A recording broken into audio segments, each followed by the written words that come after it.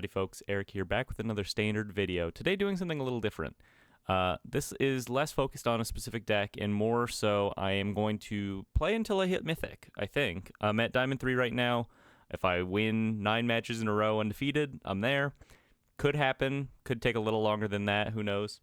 I'm going to be starting on this green-white counters aggro. This is a deck that I did a video on a couple weeks ago, if you're interested in checking that out.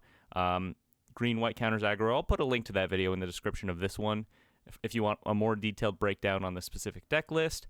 I might switch it up as I get a feel for what's kind of popping in the meta right now. I might make some changes to this list. I might hop to a different deck list entirely, but the idea right now, today, I'm pushing to Mythic. I'm tired of being in Platinum. I'm tired of being in Diamond. And I feel like, I don't know if anyone has this feeling as well, once you're in Diamond, it's typically a little easier to push up to Mythic. Plat tends to be pretty hard, especially at the start of the season when everyone is reset into Plat, but enough yapping. On we go, hopping into some ranked games. All right, match number 1 on the draw. Got a mulligan in this hand.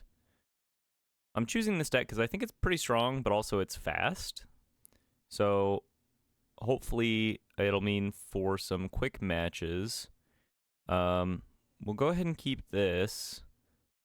I think I want the lands to enable the Zenith. I could go like Gene Pollinator. I could skip out on the District Mascot here. No, it probably makes sense to skip out on the Glide Car. I can just lead on the Mascot. Go turn 2. Okay, well, Glide Car's back with us. Go turn 2 Pollinator. Saddle this, swing, and then turn 3. I get to Zenith into a Glide Car. Momentum Breaker, not the end of the world. Not particularly good card in the meta right now, I feel like. Play the Pollinator. This opens up our double spell next turn. Another Momentum Breaker. You're fighting the good fight. Bright Glass Gear Hulk, pretty huge draw. I think I'm just going to play the Glide Car then. It's a little better into the Momentum Breaker situation. Yeah, I'll take a Shelter by Ghost. We're going to be hitting a lot of cards off this Gear Hulk anyway. Builder's Talent. Discard a card. Okay. They're fighting the good fight. Let's go Bright Glass Gear Hulk. They hate to see it. Let's just grab a couple District Mascots, I think. Fodder to discard, and they scale, which is pretty nice. Not the strongest one drop in the world, but gets the job done sometimes. Pairs nicely with this Temple, just, you know, being able to Gear Hulk into some relevant scaling creatures. Close out the game that way. Get rid of one of our dogs. Nurturing Pixie, probably picking up the Momentum Breaker here. There's a Cosmic Grand Zenith. Huge hit. We shall double spell. Make a pretty wide board here. The Pixie deck hates to see it. And they scoop it up. Okay, great start. Great start. Great start. Come on, Mythic. Bring in the Yura and Oski. Name Enchantment is pretty nice in this matchup. Seam Rip's fine. Yeah, we'll probably just stick it to 2 Seam Rips. We're on 22 lands. Gear Hulk's obviously really good here. I think I can just go down a couple Shelter by Ghosts. I think the first 1 or 2 are fine, but against the Pixie matchup, not only do they have like nowhere to run, but also being on the Sacrifice Momentum Breaker, you know, kind of opens yourself up to getting 2 for 1 essentially, but also they don't really have any good targets to Shelter by Ghosts in the first place. Pretty good hand here.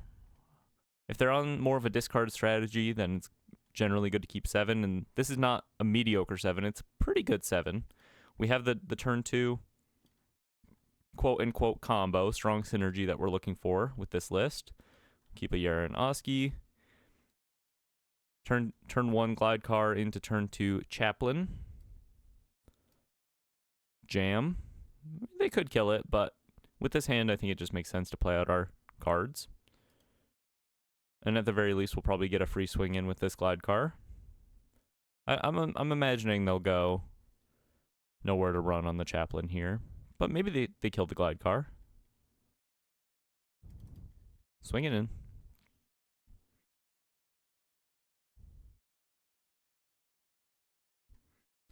Oh, okay. Trigger the chaplain. I'll try to put a counter on the glide car here. Kind of sweet. Do they have nothing? I wonder what they have.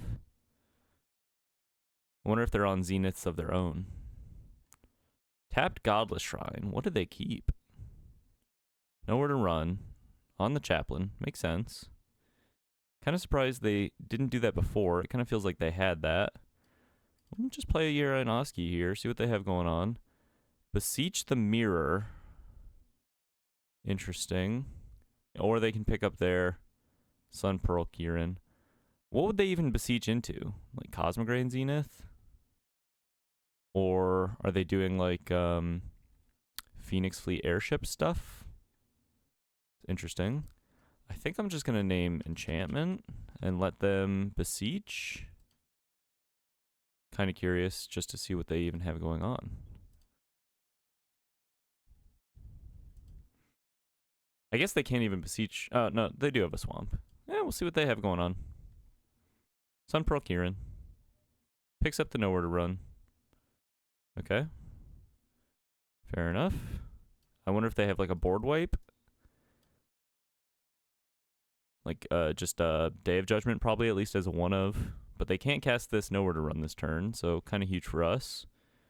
Let's grab an extra glide car. Generally pretty good into board wipes, and they scoop it up. All right, great. Great first match. Let's see if we can get on a roll here. Match number 2 on the play. It's close. I mean, you know, if we hit a land, it's pretty good, and we can turn to Seam Rip. It's pretty risky, though. Let's take advantage of being on the play and actually have a pretty strong opener here. Got to mulligan that as well. Okay, not the best position to be in. Let's put back a land. Let's put back a Gear Hulk, I suppose. Yeah. Maybe Zenith is a little worse than the Gear Hulk. Blind. I mean, obviously, like, if we had the resources to do the Zenith thing, we'd like that. But being on a mull to 5, I don't know. Maybe you just keep Zenith plus Gear Hulk. Kind of interesting. Looks like we're against Jeskai control. As a sort of climbing strategy, we could just concede this game. Down on resources. Not super likely that we close it out. Okay, well, swing in. Bossing Say, it's interesting. Lightning Helix. Play the Bossing Say. Comes in tapped. See if they have counter magic next turn. Decides to tap out for a stock up. Could be a decent window for us.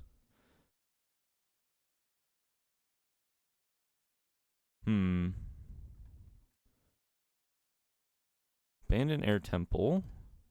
Play a Gear Hulk. Grab a glide car and grab a mascot. Try something like that.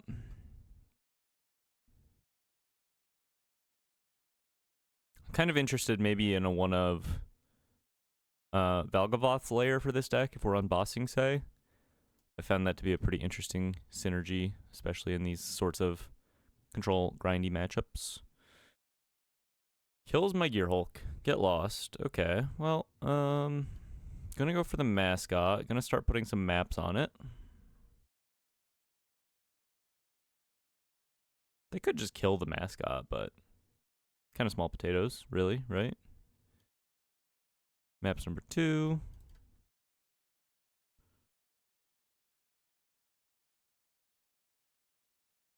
If they tap out to remove this, I'd definitely just play the rest of my stuff. Yeah, okay. See what we have on top here. Cosmograin Zenith. Pretty good. Let's hold back this Gene Pollinator to be able to double spell, of course. And we have an Air Temple, so we could present a board. Pretty likely that we're not winning this game still. They just have so many cards, and we have yet to see a board wipe, which they're likely on. Shocks in. Play an Air Temple. Play a Cosmogrand. We have enough mana to pay for No More Lies, which we will do. It keeps us off of double spelling, but we will do that. 3 steps ahead. I see. Fair enough.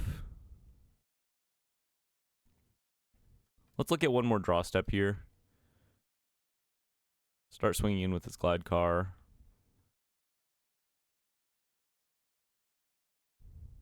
No shame in scooping early. I mean, the odds are just against you, and as far as like the pace and efficiency of your climb is concerned, okay. Play land. Crew up the Glide Car. Start swinging in with a Glide Car and a Bossing Sade. Hushwood Verge.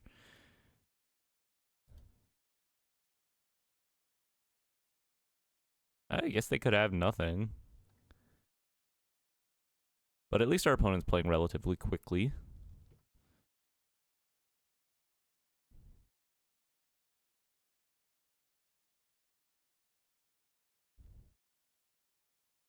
Okay. I'm sensing a Jeskai Revelation here. Let's continue to activate this Bossing Say. I'm going to hold back on the Glide Car. Just swing in with these. Because if they kill my Glide Car, that's, you know, in the long term a little unfortunate. Play a tapped land. Jeskai Revelation? I mean, it'd be pretty good right now. No denying that.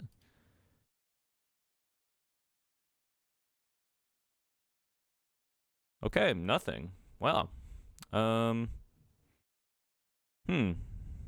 Interesting. Bulwark Ox, huh? That's actually kind of good. We can Bulwark Ox and activate this Abandoned Air Temple.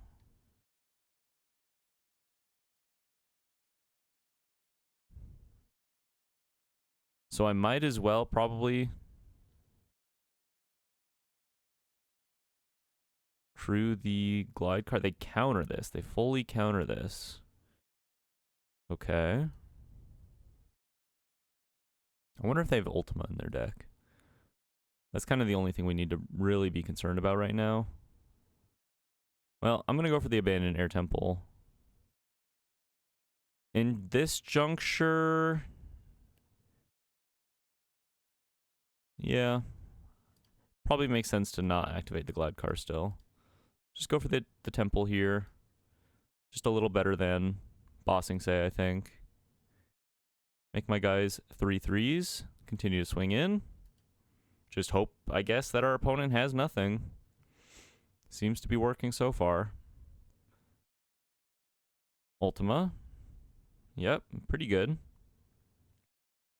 Cosmogrand Zenith. Okay. Continue firing up the Bossing Say. They can block with a fish if they want. Save themselves a life point. They go to 3.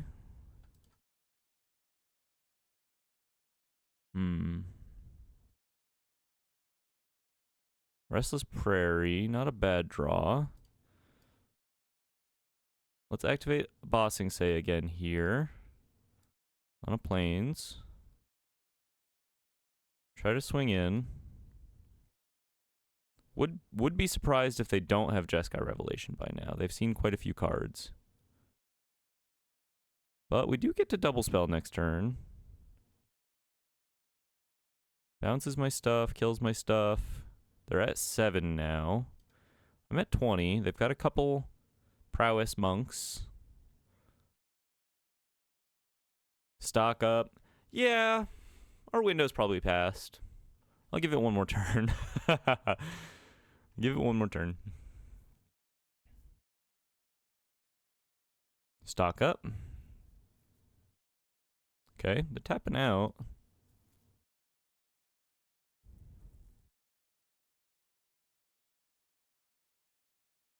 If I draw, like, if they tap out and I draw exactly maybe Bulwark Ox, so they're not tapped out, they leave back a blocker, which kind of tells me something here.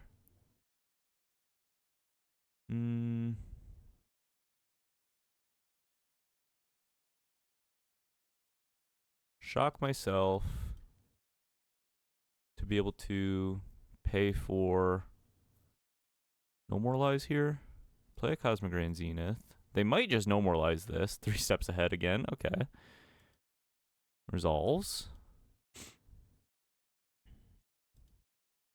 Yeah, they've looked pretty good this game. Bossing Say on the Restless Prairie. That was maybe a small mistake. Probably should have Bossing Say to Plains and then fired up the Restless Prairie. Slightly more damage. It probably doesn't super matter. I'm just going to scoop this one up. Jeskai Revelation Part 2. Okay, fair enough. I stayed in that game a little too long.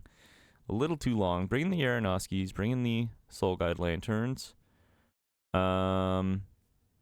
Pretty much that's it, I think. Cut the Sheltered by Ghosts.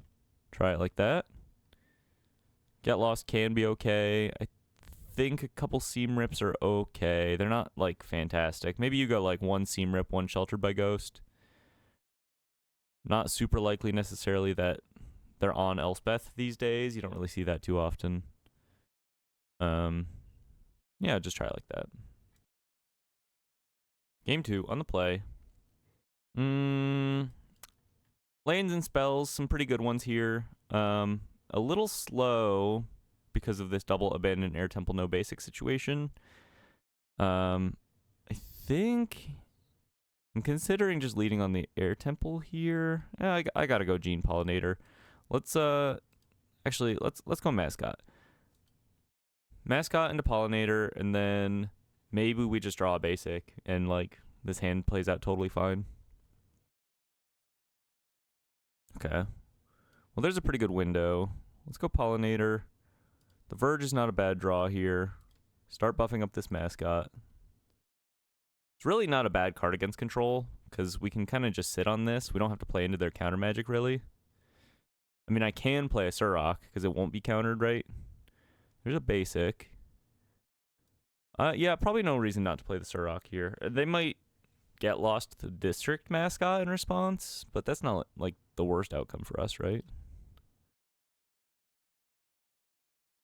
I'm just going to pop a map on the Gene Pollinator. Actually, I'm going to pop a map on the Surrock here, help it dodge a Lightning Helix. Hushwood Verge, okay. A lot of lands.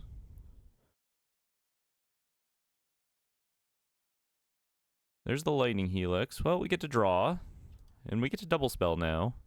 Just have to hope they don't have a board wipe, I suppose. For the sake of pace, I think it tends to make sense to go all in when you're climbing like this. Just kind of make them have it, and then if they do, you just move on to the next match.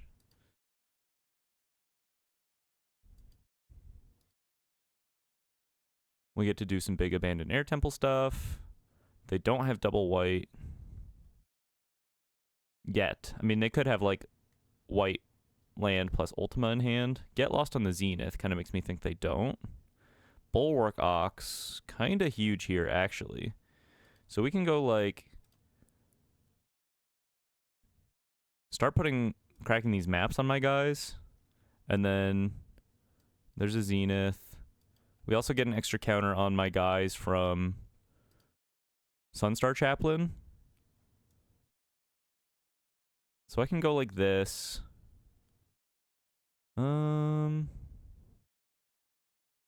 Play the Bulwark Ox. Tap the Ox with the Gene Pollinator to put the last counter here.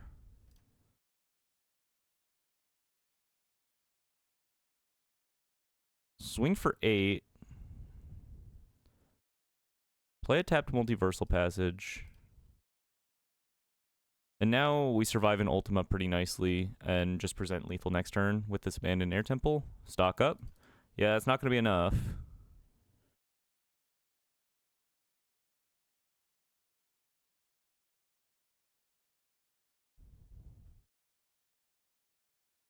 Lightning Helix. Yeah, we can counter this. Keep them off of the life gain and then just swing in for lethal. I think. I mean, quick math, but I'm pretty sure this is lethal. Okay, nice. Good showing. Nice fast game. Moving to game 3. Hopefully we can close things out here. Not much to change but the draw, other than maybe you could cut down on a land. and up another like cycling sort of spell, like a Soul Guide Lantern. That's probably fine like this. Okay, gonna keep this on the draw. Game 3, opponent mulled to 6, might mulligan even further. We carve out pretty nicely. Yaranos, we have some of our sideboard cards here, you know. Getting to look at their hand is pretty nice. No early creature to lead on, but that's okay. Go for the role model here.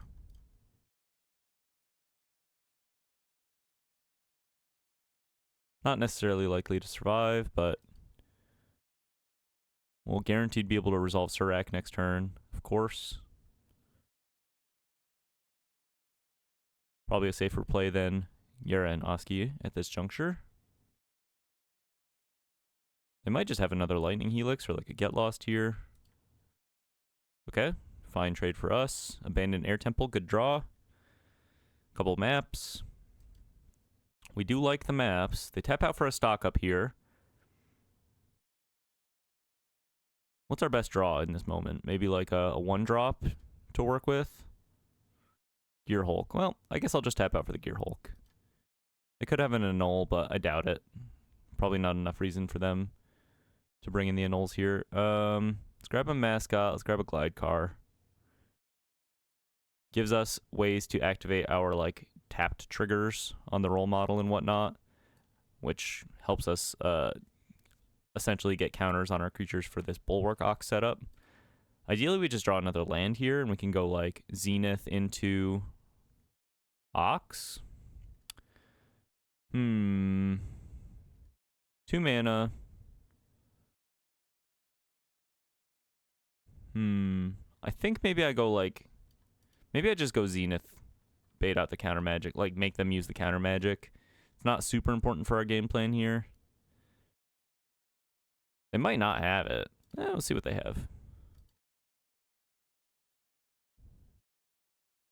No more lies. Okay. Not the end of the world. Really, I just want to set up into this Bulwark Ox role model situation. Let's get a Scry. We'll take the land. Swing for 4. Big chunks.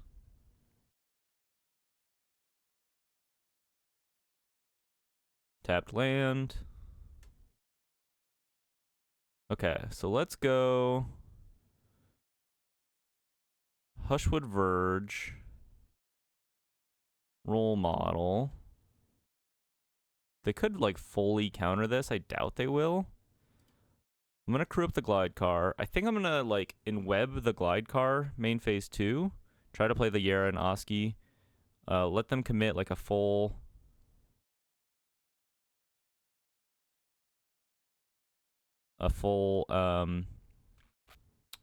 3 steps ahead to it.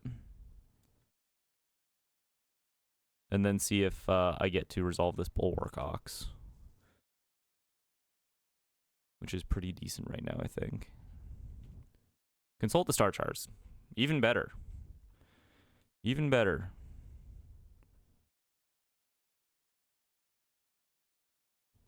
Ultima, Day of Judgment, get lost. Okay. We'll just name sorcery, I suppose.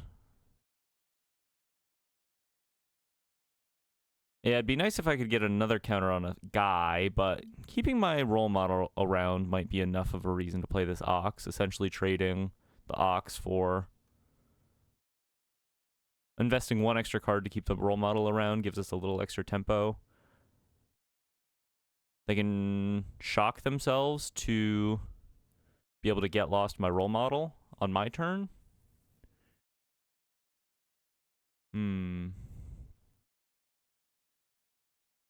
I have this Bright Glass Gear Hulk, though, which is going to guarantee resolve next turn, so not the worst result here. Not great, necessarily. And then if they go for the Day of Judgment, get lost route, they leave me with quite a lot of maps to work with. Yeah, they're just going to go for the Ultima plan. No, they go Day of Judgment. Okay. Leave me some maps to work with. Could use another Ox. That's probably our best draw in this scenario. Let's lead on a map. Hit another man land. That's pretty good. Play our man land. If we play the Bright Glass Gearhulk here and they Ultima, then we know they just have Get Lost Land, 2 mystery cards, and then I have a grip full of action and an Air Temple. And that's not bad. Maybe they're kind of forced to Ultima if I just, like, start playing out weenies. I could go, like, Glidecar, Dog, and then they probably Ultima that. But it's probably better to just guarantee resolve this Gearhulk right now. Get another Glidecar, get another Dog. Swing in for 3. Put a 1/1 counter on.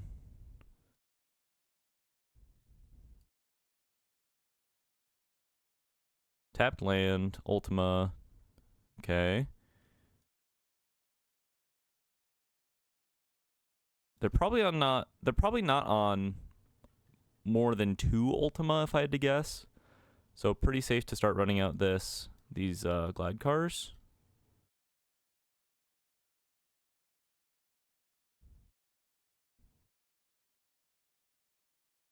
And then I think maybe I just swing with a Restless Prairie. If they want to get lost that's not a huge deal. I can only activate 1 at a time with my mana situation right now anyway. Lightning Helix, okay, fine.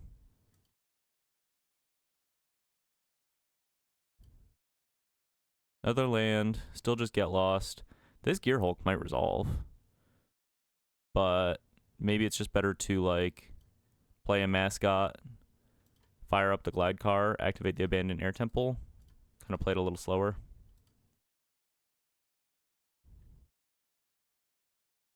Make these actually, like, decent threats right now. A Braid? Oh, okay, well, I guess I just go for the Get Lost then. So because I haven't attacked, I can fire up this other Glide Car. And now that I know my Gearhulk is guaranteed to resolve, probably better to just do that. Yo, get lost on the Glide Car. Okay. Feeling pretty good. Giving my opponent not a whole lot of time to draw out of this. New Gearhulk. Just dropped. We got more action in the tank. Play some proactive attackers here. Probably just plan to fire up the Restless Prairie next turn. Kind of have to fade them drawing real action for a couple turns, but could be our moment. Could be our chance to shine. Fire up the Prairie. Play another Dog. Saddle this Dog. We have so many resources that it just doesn't super matter. Resolution Order. That was a fancy new screen element, right? Oh, it's just lethal. Great. All right, great. Match 2 down in the books. Got a pretty decently quick dub. Let's head into the next one. All right, match 3 on the play. Exactly where we want to be. We'll keep this. Pretty solid hand. We don't have a payoff for being tapped on turn 2, so let's just lead on this. Restless Prairie, we can double spell next turn. Looks like the go wide list. Play the Gene Pollinator. Play the Glide Car. Next turn we have a Gearhulk. Probably a little better than tapped Restless Prairie. Try to get it out of the gates here. Leyline Weaver. Gotta dodge Ouroboroid next turn, or maybe draw a Sheltered by Ghost or something like that.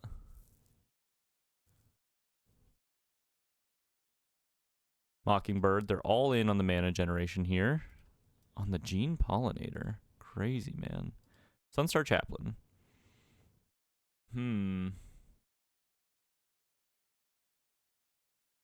Sunstar Chaplain. That might just be better than Gearhulk here. Because I can swing in, I can start putting counters on my guys. It lets me play this tapped Prairie.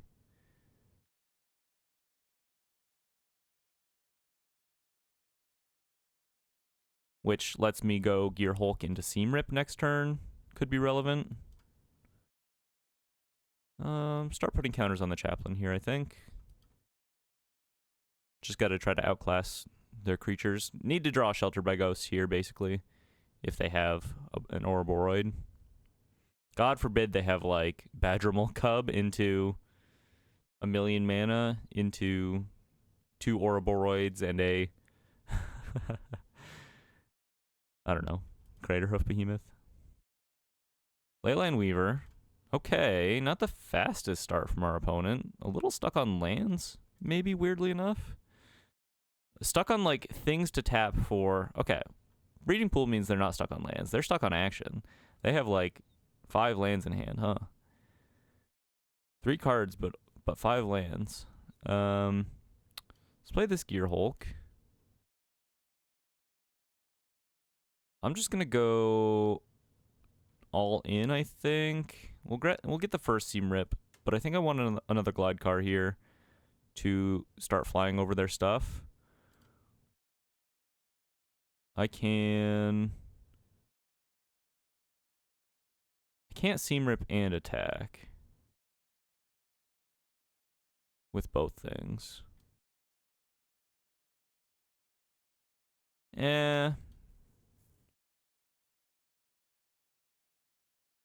You know, it's probably just better to Seam Rip the...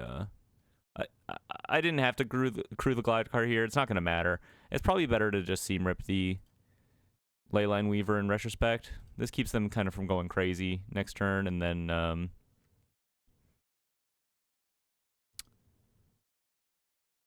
keeps them from, like, a big Nature's Rhythm, I think, is what I'm thinking. The only goof here, essentially, is that I'm not holding back a Bright Glass Gear Hulk as a blocker, but that's not going to be a relevant goof, I think. There's the Ouroboroid. Okay, I guess it would have saved me a couple life having the Bright Glass. Oops. But I have access to Sunstar Chaplain's ability here to kind of tap down their whole board. So I actually might be ahead. Swing in.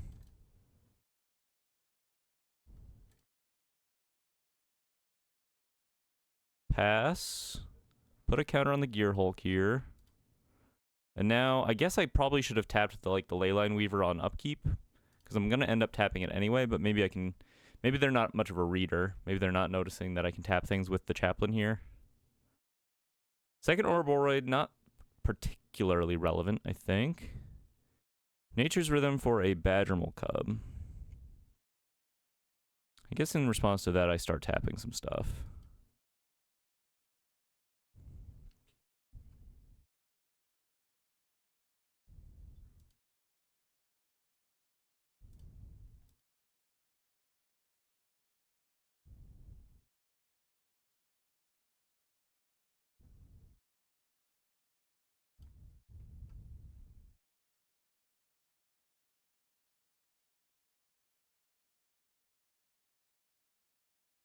I have a 3 power attacker in the air next turn, so I can tap this Leyline Weaver. And the Gear Hulk is pretty likely to get in, and I can tap something else. Actually, I'm kind of running out of counters here, so it just kind of depends on what they do with this mana. Another Ouroboroid would be interesting. Shocks themselves. Well, that actually just could be the game. Not much of a reader, I see. I can give Voyager Glide Car flying and an extra counter. Okay. I'm assuming they don't have anything else here.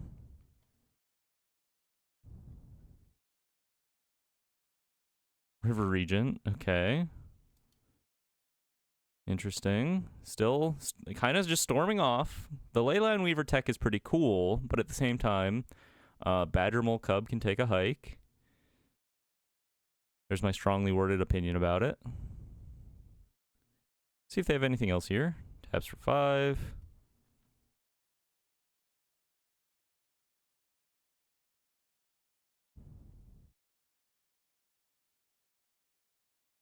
Nature's Rhythm for 3.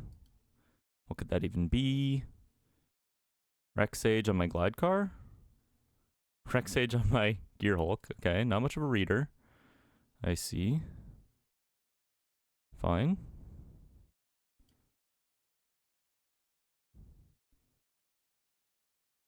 Pass.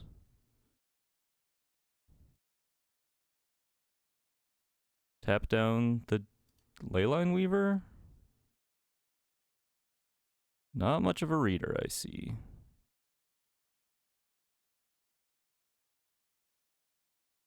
Play a Bulwark Ox. Super Crew. The Glide Car. And swing for lethal. Okay. Read the cards. I don't, you know, you're in Diamond, bro. Like, you're not making us look very good, us arena players. Just like read the cards, dude. I know all you have to do is like cast your guys and you win 50% of your games just like by curving out. But yeah, it turns out my cards do things too. Cut the mascots. They don't really do a whole lot in this matchup. Bring in a bunch of removal, board wipes, etc. I think, what else can we go down? The Bulwark Oxes are a little not super relevant. Authority's fine. Helps to set up the split ups that we're on. Go down a Shelter by Ghosts. Yeah, just go down another Ox. I think our creature count is still high enough. 21. Try it like that.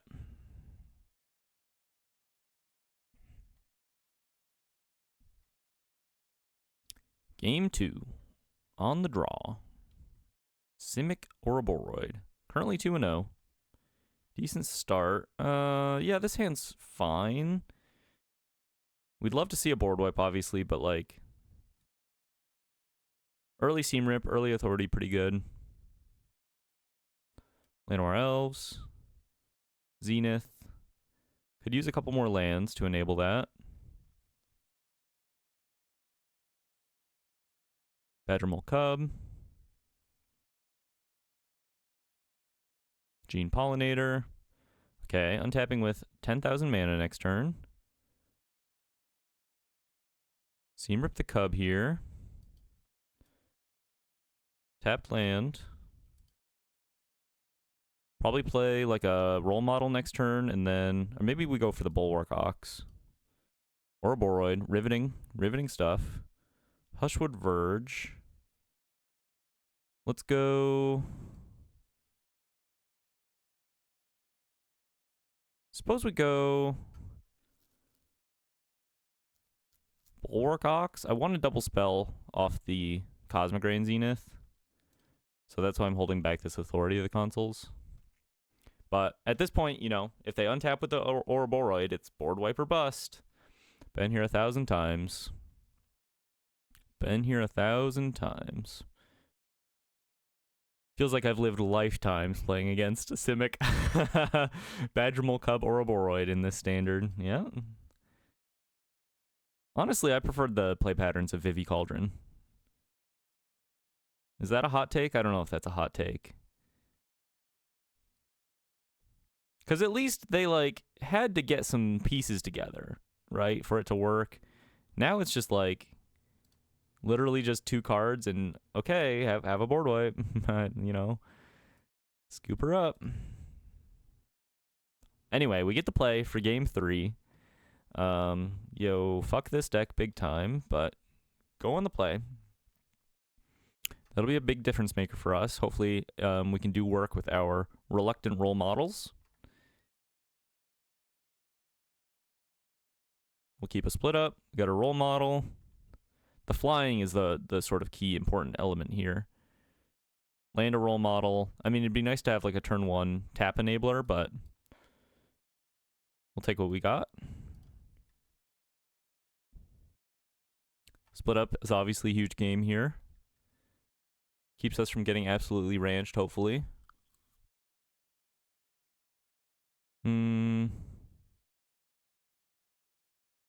Yeah, I'll just swing in with the role model here. If they want to trade for a Gene Pollinator, they can. Let's go flying. Kind of interested maybe in like just split up on this board. Oh, I guess they can tap it with the Gene Pollinator. So they can play around split up there. That'd be a huge whiff on my part if I did that. Admiral Cub.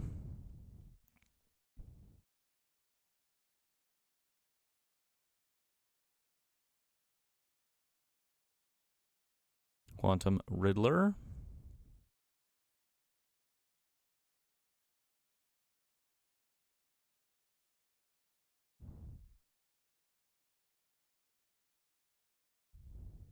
How about just tap your whole board?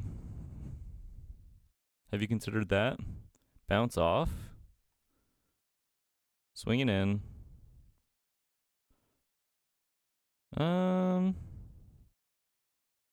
So we can split up tapped creatures. Take them off of quite a bit of mana here with a Riddler in exile.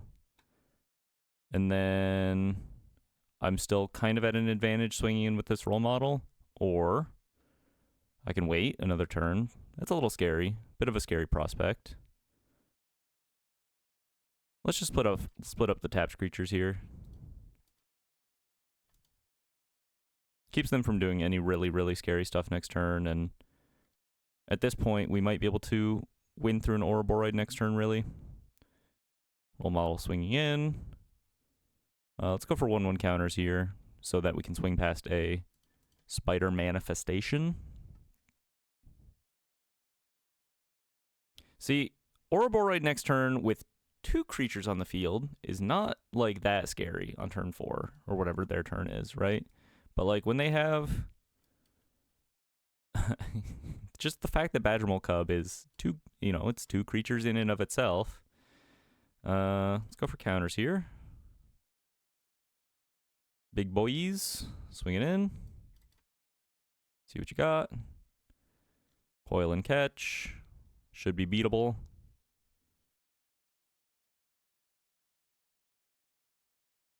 Go for counters, be able to swing into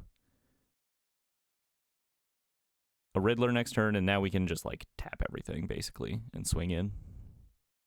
All right, 3-0. Off to a pretty good start. Hopefully we can keep that up. Let's hop into the next one.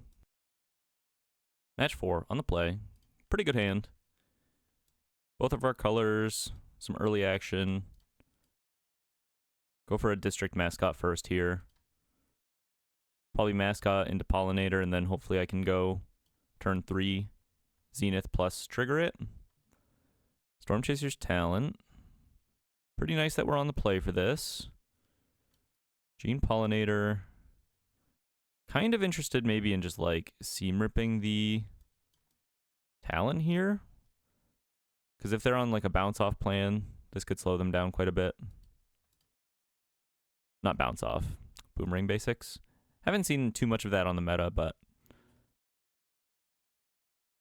gives us another permanent to tap with the Gene Pollinator also. And, maybe we just, like, if they tap out here, maybe my Shelter by Ghosts goes crazy. Gran. Okay, looks like it's the lessons list. Would like a land here. Yeah. We'll just Shelter by Ghosts the Gran. Start swinging in. Hold back the district mascot so we can double spell next turn. They'll have to invest a bit to kill this Gene Pollinator at this point. And if I get to double spell, put some counters on the Gene Pollinator, that's pretty good.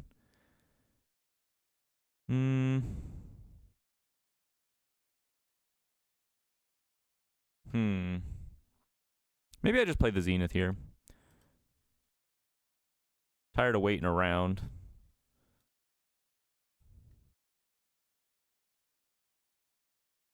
They just straight up pass. What is in their hand?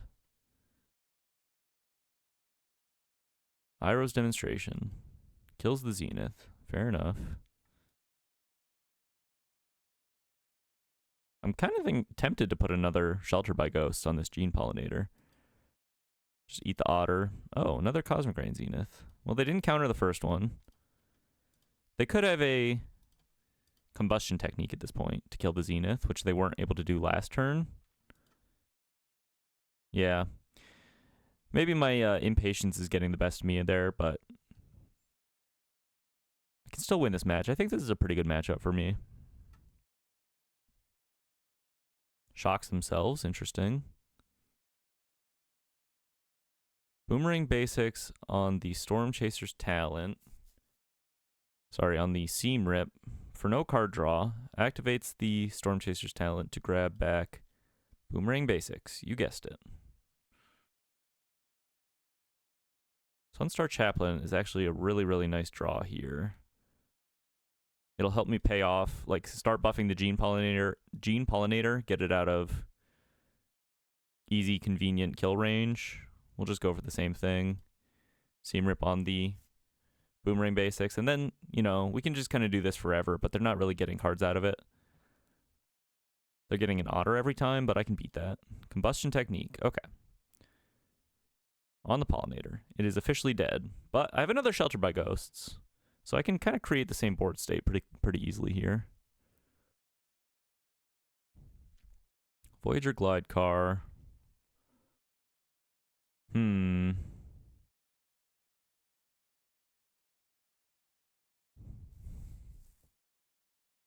Boomerang basics, huh?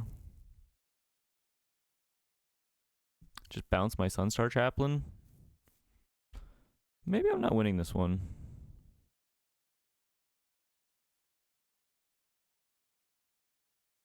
Play a Glide Car. Play a Doggy. Put Gene to the bottom here. Play a Doggy. Could have 2 tapped creatures here, but I think I just die if I do that. I think I'm just going to pass.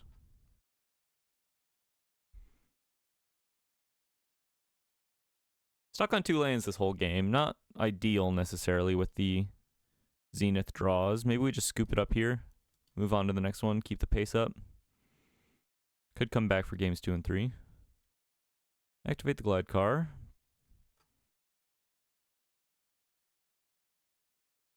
Perhaps they found a lethal.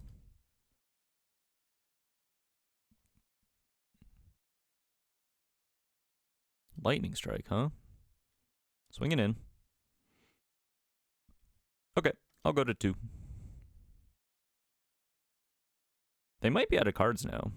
And we have this Sheltered by Ghosts for my doggy here. I think maybe I just eat an Otter and swing in. That way I'm not dead to like a random spell. They're going to get their cost reduction here, but if they have literally nothing, this could be a way to win this one. Cycle a land, accumulate wisdom. Yeah, I'll scoop it up to that one. Not deterministically dead, but nearly guaranteed. Bring in the Aronofsky. I think it's pretty strong in this matchup. Bring in the Graveyard Hate. Bring in a Seam Rip. Go down the District Mascots. They're decent on the play in a lot of matchups, but their removal just lines up too nicely. And that's okay to cut them. We're bringing another 1 mana stuff to do. You could maybe go down a Brightglass Gearhulk in this matchup. I think cutting a couple Sheltered by Ghosts is also okay. The lifelink is pretty good because you know, they're really trying to win with burning you out, and if you can put yourself out of harm's way, you know, put yourself at a really healthy high life total sometimes, but once they have like the Monument plus Artist Talent on the field, there is also a certain inevitability to that, you know.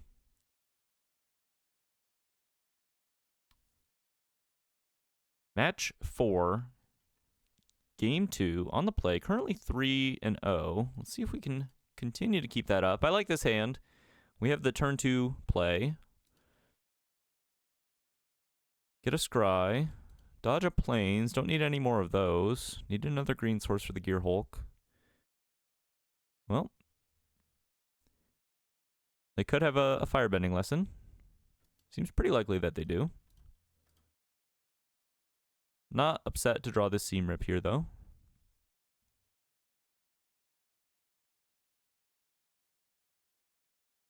What would we like to see next turn? Maybe just like draw a Cosmic Grand Zenith and then a green source. Stormchaser's Talent. Well, there's a green source. Not a bad draw. Play this Multiversal Passage tapped. Gonna leave the Seam Rip for now. Now that we know for sure what we're up against, I think it's a little better to save it for Gran or Artist Talent. Stormchaser's Talent. Why don't they call this deck Izzet Talents? I guess there are more lessons than talents, but, you know, it's the only deck playing both, right? Could have a Quench. They shocked themselves. Could have a Quench. I'm not really a fan of playing around Quench, though.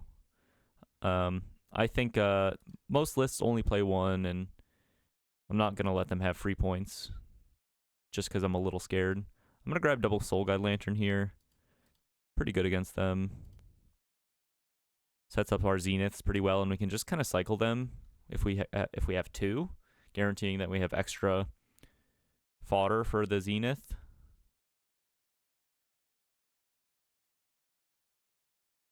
Hyro's Demonstration. Okay.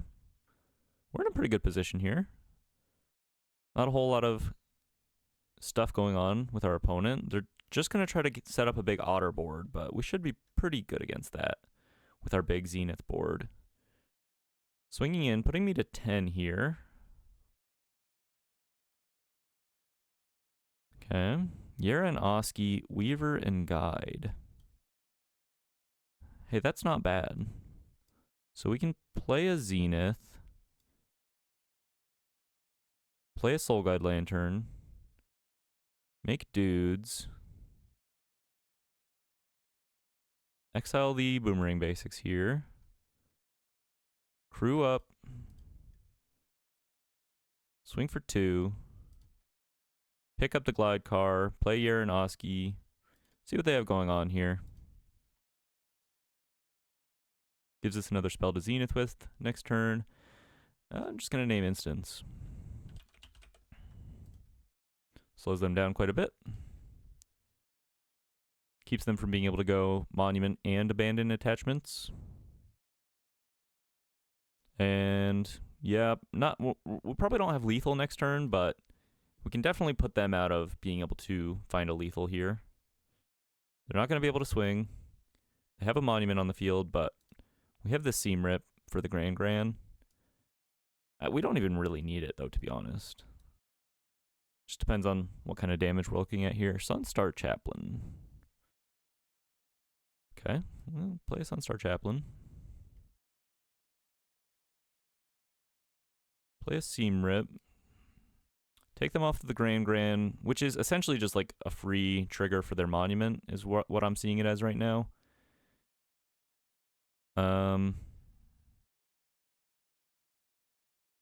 Swing in. Just swing for 7 here. I think that's fine.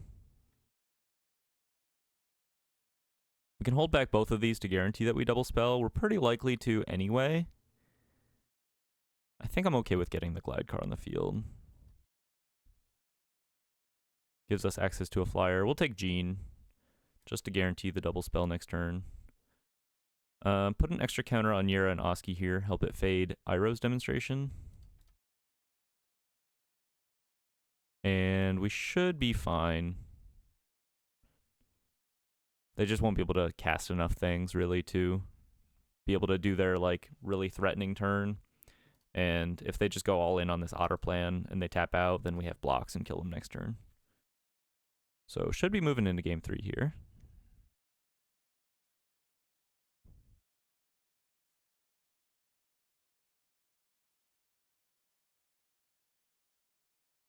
They are on Lightning Strike, interestingly enough.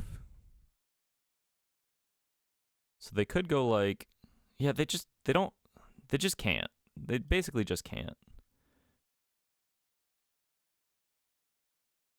Crew up the Glide Car here. They kill off my Chaplain. I could tap an Otter. No, actually, sorry, I'm tapped out for that. They're at 5. So we play Gene Pollinator. Crew up the Glide Car. Play the Soul Guide Lantern. Put counters on my guys and swing out. and they simply can't do anything about it.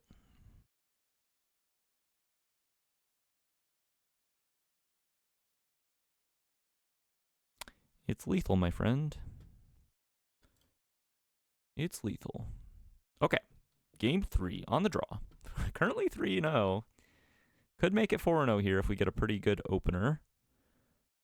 Have we learned anything about their build that we want to change here? I think this is still pretty fine. You could maybe make an argument for Serac. Not really sure. Seems, I don't know. Seems unnecessary maybe. If it was a 4-4, then I'd probably bring it in. Game 3 on the draw. Gonna keep this. It's not great, but we have a Gear Hulk. We have the lands to cast it. Just have to fade drawing some lands. Maybe hopefully we hit like a natural Seam Rip for this Gran, or like a natty Soul Guide Lantern. Just kind of have to hope they don't pop off like crazy. Yera and Oski. I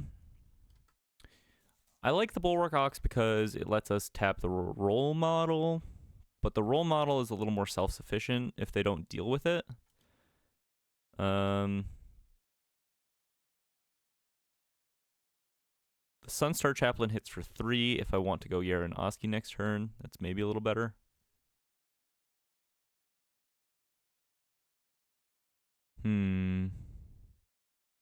Tricky stuff. Tricky stuff. I guess I just go for the role model. I don't think it super matters, actually, because I'm pretty likely to try to go for this Yera and Oski next turn anyway.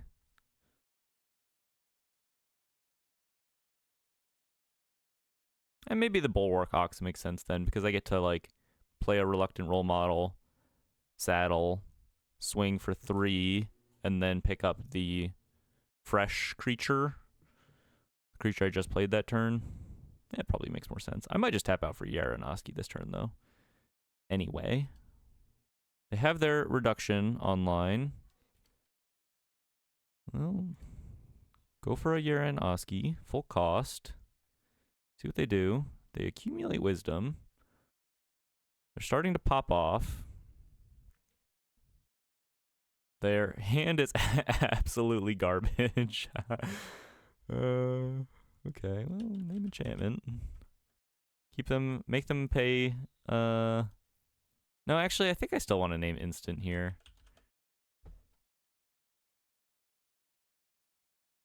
Because they'll cast this Artist Talent for 1 anyway.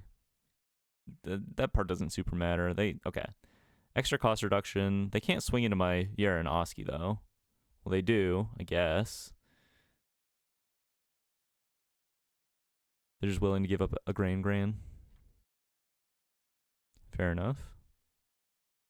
Ah, I see. Not the end of the world. They don't get to untap with Gran, which is kind of interesting. And I get to guarantee resolve this Gear Hulk. Pretty huge window for me. Grab a Seam Rip for this Artist Talent. Maybe you just go double Seam Rip, but I'm going to go Seam Rip Soul Guide. Kind of hedge against both problems here. They might just like tap out and play a second Artist Talent and fully level it up. That's kind of interesting. Gran.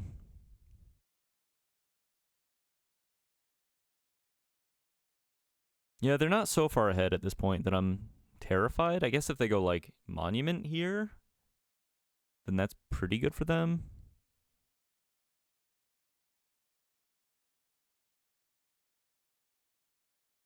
Ral. That's pretty good for them. But I can attack Ral. Kind of really depends on the quality of their hand at this exact juncture. Like, do they have instants to be able to, do anything on my turn here? Start with the Soul Guide Lantern. Suss things out there.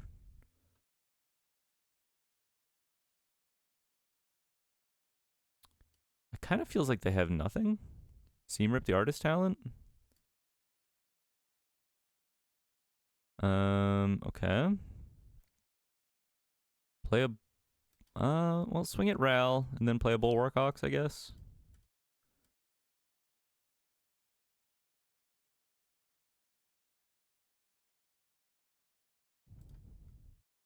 Hold on to this Soul Guide Lantern. I think the cost reduction is not particularly relevant right now, and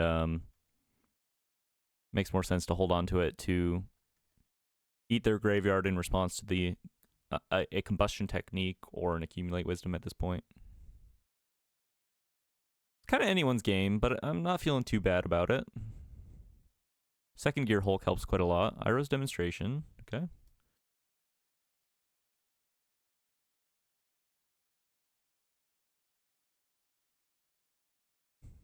Makes an Otter. Yeah, the Otters might be a problem eventually. Swings with Gran. Triggers the Monument.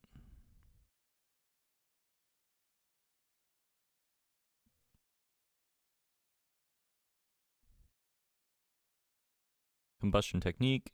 I can't stop that. Alright, Ral, a bit of a problem right now. Could be our first loss in the run. Sunstar Chaplain. Oh, go for a Brightglass Gear Hulk. Try to hit another Seam Rip, I think. For a future... Yeah, just Seam Rip Soul Guide again. I could at this point exile their graveyard, but it's better to just wait still. Having a second Soul Guide on the field, though, keeps them from being able to, like, double accumulate wisdom, you know?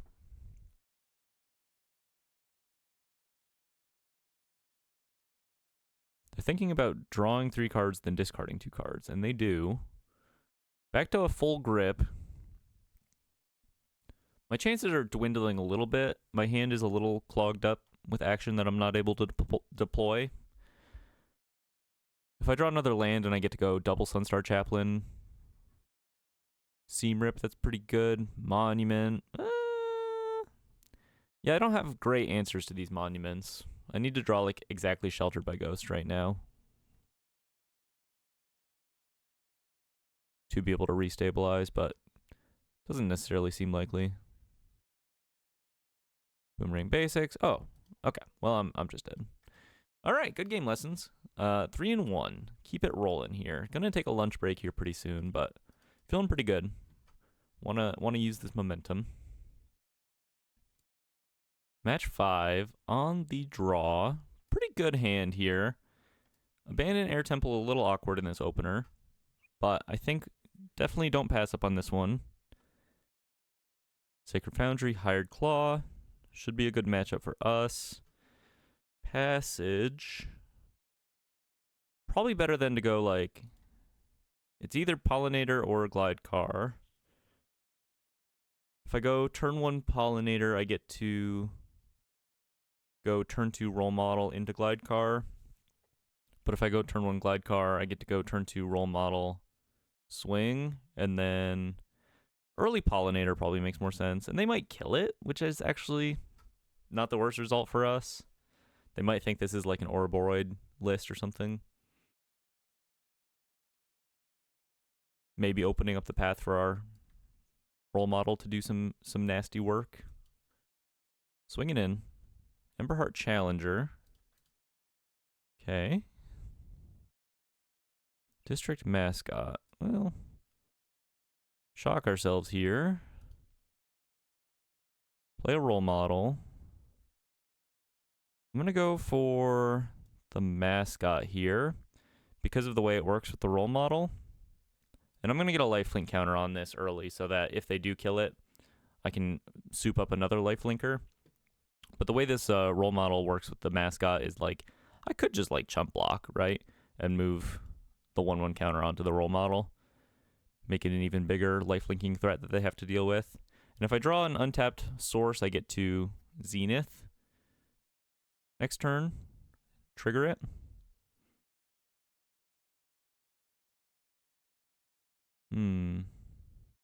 I kind of have a feeling they're just going to level up the Hired Claw here. I'm just going to chump the Emberheart Challenger.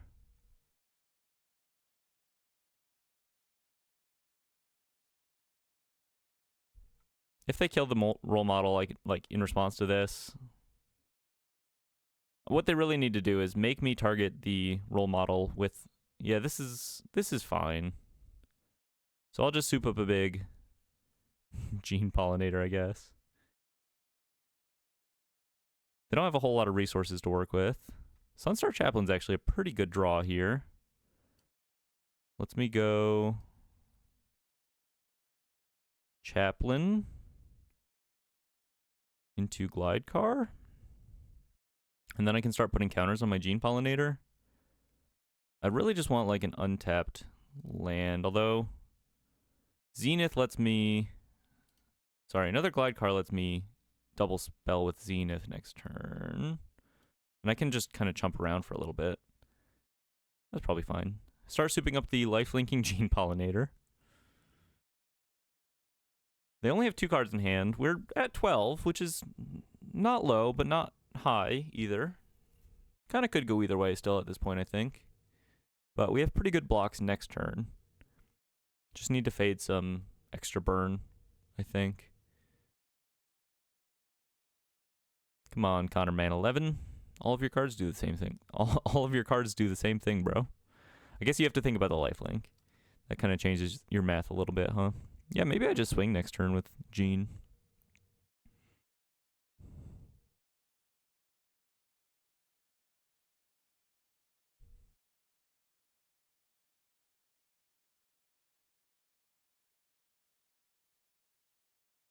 Swing it in. Thinking about pumping. Thinking about casting a spell. Boros Charm. Yeah, okay, I go to 1. So I do have to swing with the Gene Pollinator here. Otherwise, I'm just dead to the Hired Claws attacking. So can I block with 3 things is kind of the problem. I don't know that I can. I could tap something down. Maybe that changes the math a little. No, because if I play the Zenith and I swing, then they just swing back and I die to a Hired Claw touching me. So I kind of think they got this one. I don't think I have a way to buff my guys pre-combat. I can't double spell for blockers, and yeah, gotta scoop that one up. I think we have a pretty good matchup here, though. Especially now that we know what we're up against. Bring in the Authority, bring in the extra Seam Rip. I like the split ups on the draw, but I think that makes more sense to be a little more proactive on the play here. We can cut a Bright Glass. Cut the District Mascots. They're actually pretty poor in this matchup. Just bring in some... Oh, leave a Bright Glass. Yeah, let's bring in the split ups. Try it like that. The District Mascots just like die to everything. They do scale, but I like them on the play blind. I like them on the play against control. I mean, I like them against control in general. Or just grindy matchups in general, but when our opponents have bigger creatures than us or access to really, really cheap removal, specifically like Nova Hellkite is what I'm thinking of, kind of a poor play into Nova Hellkite, you know?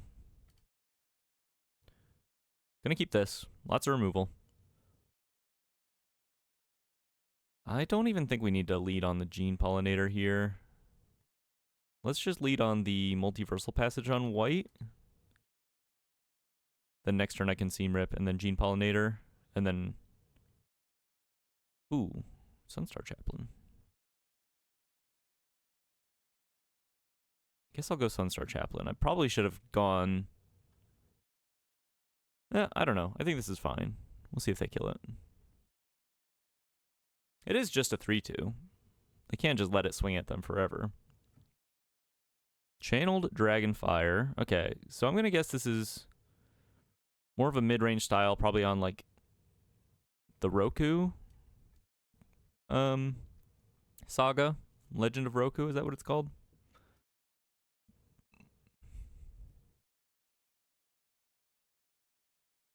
Channeled Dragonfire. Probably like maybe Odor Oxenil as well. Exenil. Shocks my Ember Heart or my Gene Pollinator. Well, Bright Glass Gear Hulk gonna be pretty good against you. Grab our one of Authority of the Consuls. Probably just grab another Seam Rip. I don't know. Maybe we just grab a Glide Car here. We have 2 Seam Rips in hand already. Get a little more action.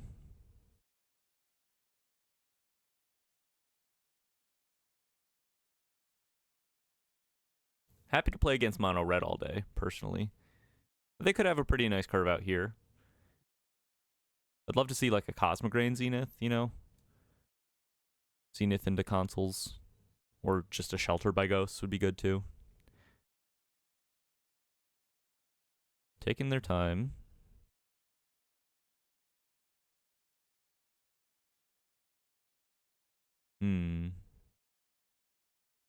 Thinking about tapping out for this Legend of Roku. Nova Hellkite. Okay. Pokes my Gear Hulk. Swings. Passes. They could be on like Get Lost for Authority of the Consoles. Be kind of curious to know. Just start playing out our stuff here. Set up for this. Activating this Air Temple next turn. Glide Car.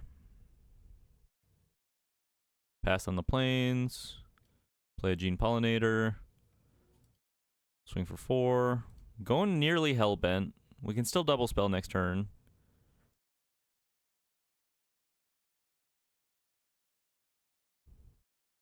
But now we've kind of turned off their Nova Hellkites a little bit. At least the Warp. I mean, they could still just play a Nova Hellkite. Kind of need to draw some action here.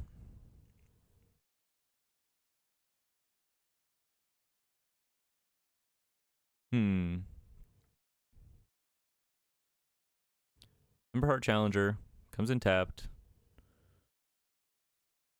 So sad for the mono red player. I mean, okay, red white, but in essence, mono red.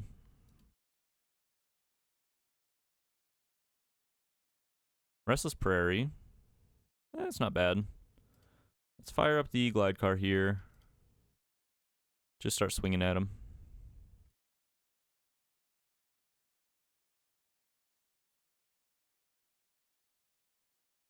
They could have like a Lightning Strike for this Glide Car, I suppose.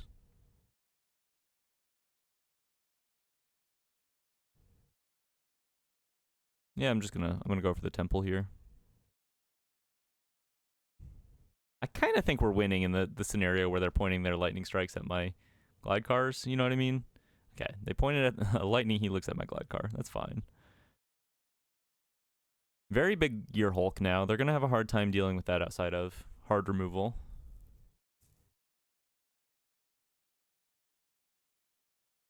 And next turn we can Seam Rip and swing with Restless Prairie.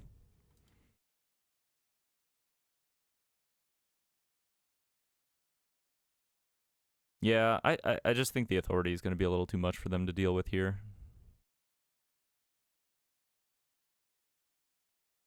No offense, Connor Man 11, but kind of crazy that the mono red player is the slowest player I've come across so far. You'd think they'd just be like, I don't know, like what choices do you have, dude? I get that. I get that there are intricacies with red aggro decks for sure, but in this particular position, it's like I'm not sure that there's really a way you can fight your way out of this one. And you're just dead. Okie dokie. Game 3. Get Lost is pretty good. Let's go with the Avatar's Wrath here on the draw as well. Maybe go down a land? Nah. Go down a Glide Car. We're definitely more of the control now. Probably go down 2 Glide Cars. Go up a Get Lost or 2. I don't really like Get Lost against these Emberheart Challenger decks. I kind of feel like they're like, Get Lost, okay, let's do it. 2 maps. Infinite card advantage for my little mouse. Gotta mulligan that. I'm going to keep this. It's a 1-lander and a dream, but we have a lot of 1-mana spells to work with here. I think I maybe like skipping out on the glide car here. Keep 2 of our snowballers. Tapped Restless Prairie. Pass it to ya.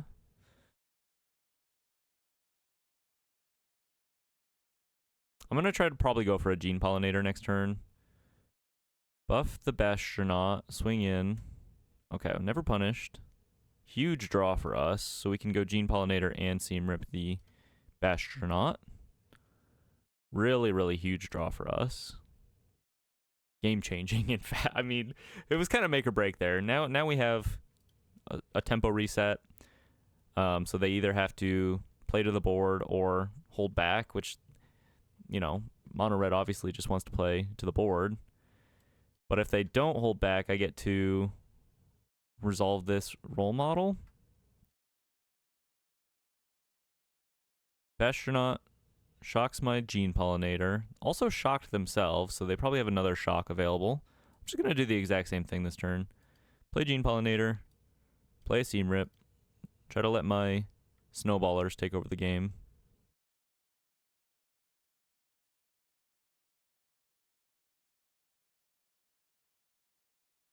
Kind of forces them to make a decision here. Yep, shocks the Gene Pollinator. Sad to see it go. Glide car, probably better than anything else here. Sets me up into my next draw. Another Gene Pollinator will pass this time. But happy to have the glide car to be able to enable the triggers on these cards. Bulwark Ox. Bulwark Ox is kind of interesting. I'm going to go for the Sunstar Chaplain.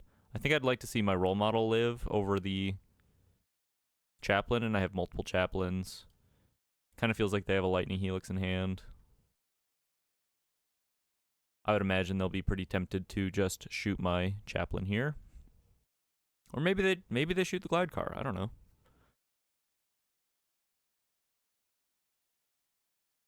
Shooting the glide car would actually probably be better for them, weirdly enough. Shoots the Chaplain. Because now I like still have this way to enable the rest of my cards. I just happen to have a handful of my relevant creatures. And if they hit like a land as a draw over the course of these next turns, it's kind of a death knell for them. I mean, that's not that great for them either. So we get to go role model. Unopposed. Let's start by putting a counter on it to help it dodge the shocks in their deck. And then we'll go for the lifelink next turn. We can also land a Bulwark Ox to keep it extra protected. And once we have the Bulwark Ox and it's got lifelink, it's kind of hard for them to recover. And there's a land. Huge hit for us. Play a Bulwark Ox.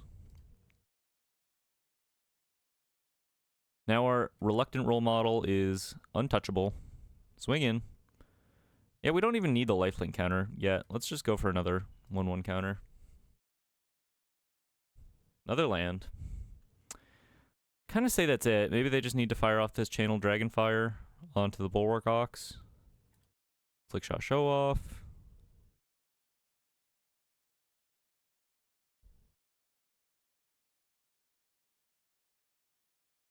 Channel Dragonfire. There's no reason to sacrifice this, but it's kind of funny. Swings for 3. Another land. And just play the Zenith.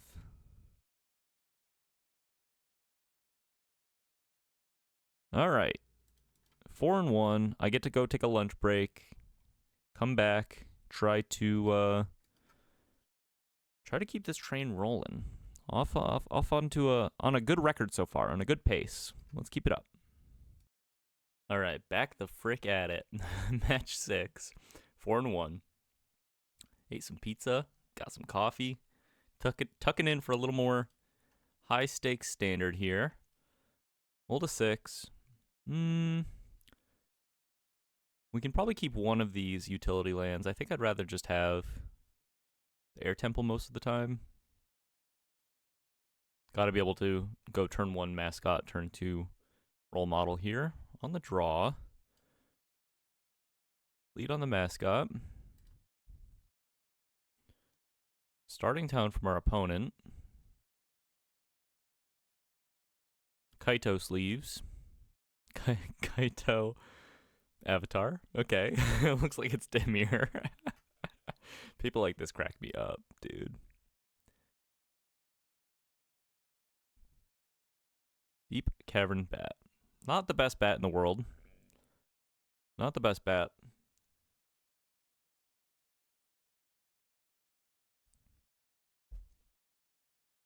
Taking their time on this one. Reading my cards. We got a reader here. I mean, you know, there are a lot of words on these cards, so best that you understand what's going on. Takes the Shelter by Ghosts. Thoughtseize Bug is real. There are just too many examples of it happening on stream. Too much evidence. By stream, I mean in these videos. Simply just too much evidence. I think it's 100% real. It's anecdotal, and I don't have the hard numbers, but source dude, just trust me. Shoot the Sheriff on top. Well, I'm definitely going to Shelter by Ghost this Deep Cavern Bat. Shocks themselves. Do they actually have like an Into the Floodmaw here? That'd be kind of annoying. I'm going to go for it.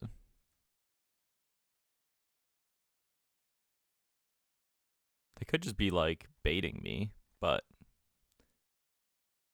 Spell Pierce. Oh, okay. Pretty good. Play the role model. Just put a 1-1 counter on it. It's probably going to die to this Shoot the Sheriff anyway. I guess they could Kaito and not have the mana to also Shoot the Sheriff. Not off to the best start. Play our Chaplain here. See if they read Reluctant Role Model entirely.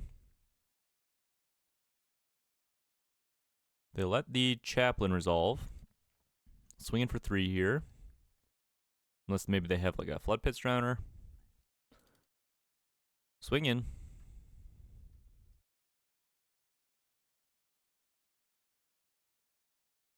I'm at 11. Pretty thinky game for our opponent so far. No offense. Taking their time to consider their options. Kind of feels like they probably don't have too many.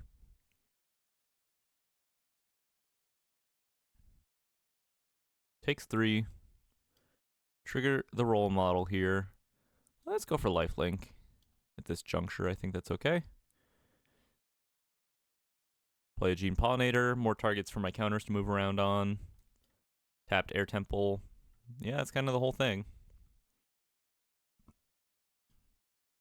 We get to start activating the Temple next turn, although ideally, I guess, I don't know. It really doesn't matter what we draw a whole lot. Bright Glass Gearhulk would be pretty good.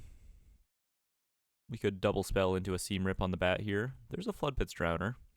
Might decide to just shuffle in the role model. Decides to tap down the Gene Pollinator. Okay. No blocks. No blocks. Sunstar Chaplain. Play another Chaplain here. I'm doing this before combat because if my role model dies and they block this Chaplain... No, actually, I think I can just swing first. Let's just swing first. I guess they could just block the Chaplain, but that's not a huge deal. Blocks the Chaplain.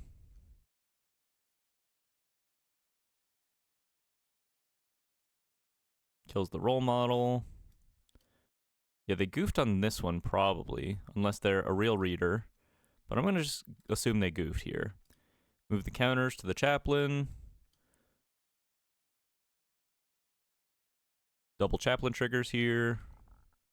Let's just make a big Gene Pollinator. Another relevant threat. And now we have this like life-linking Sunstar Chaplain, which they will eventually have to deal with. Spyglass Siren. Probably going to tap down this Deep Cavern Bat before combat. They spent all that time looking at my cards, but they didn't read all the effects fully. Although, people never really seem to understand what Reluctant Role Model does, to be honest with you.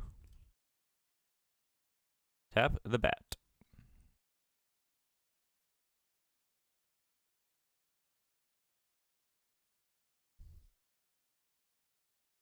Tap the bat. Swing for 1.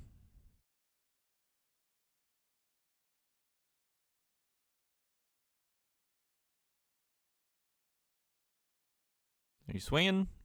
I mean, if you swing, then you can't double block. Void your Glide Car. Probably just best to swing in with the life-linking Chaplain and then put counters on all my creatures. I'm gonna go for that. Ooh. Tap this down. Counters on my guys. Gain 5 life, and then even more counters on my guys.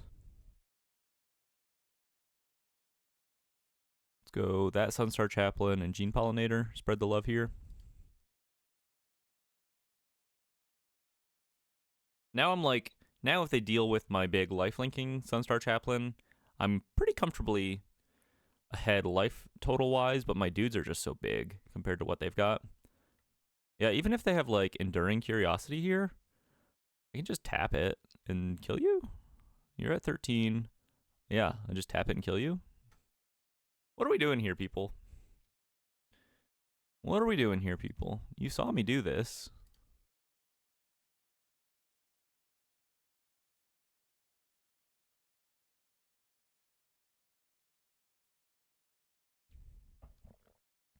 Okay. Game 2. On the draw against Dimir with the Kaito sleeves and the Kaito avatar. Bring in Surak.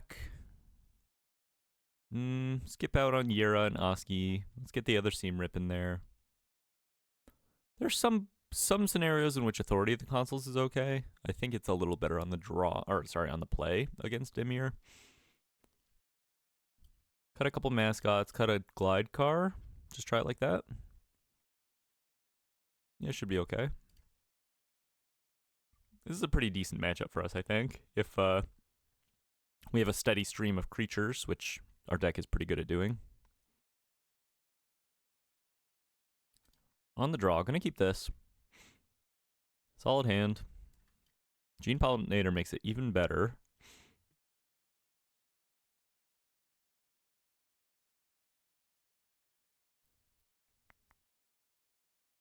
Starting town. Siren. Crack the map, probably.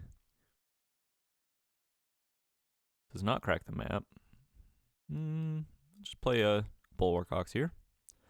Could maybe make an argument for Seam Rip on the Siren here. And then if they have Kaito, I still get to just, like, kill the Kaito on the following turn, I think. Even through them tapping down my Ox. So I think I'm going to hold the Seam Rip. I guess I can swing for 1. Why not?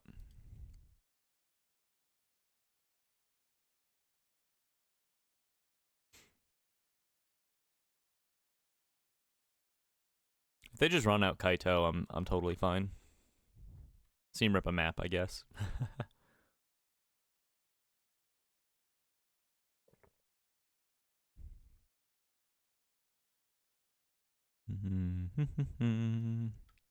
Off to a good run so far. I would love to be able to do this all in one day. You know, if I get a couple of losses here and there, I might just simply not have the time to do it all in one day, but on a pretty good streak so far. If I keep this up, could be possible. Cecil. Swings.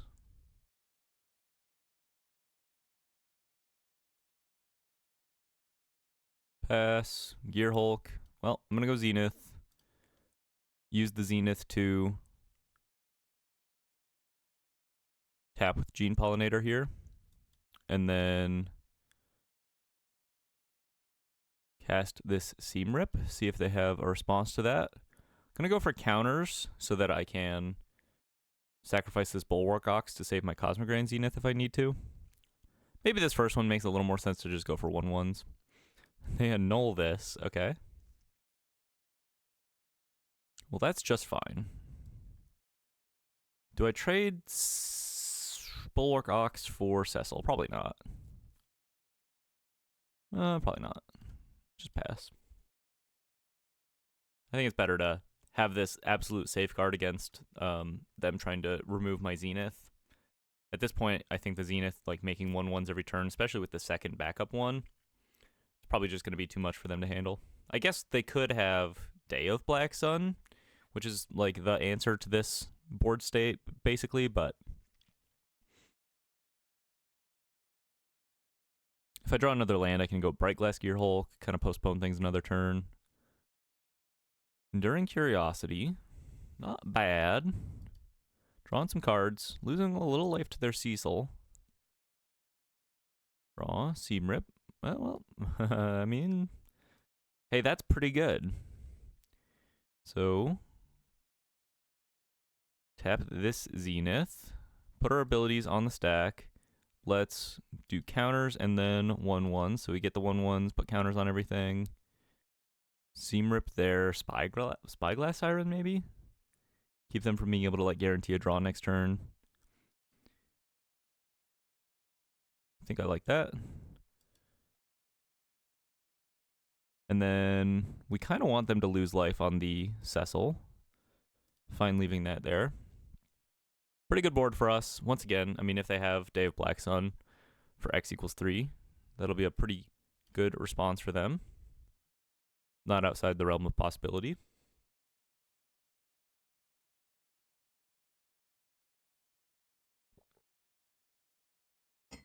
Oops, sorry about that.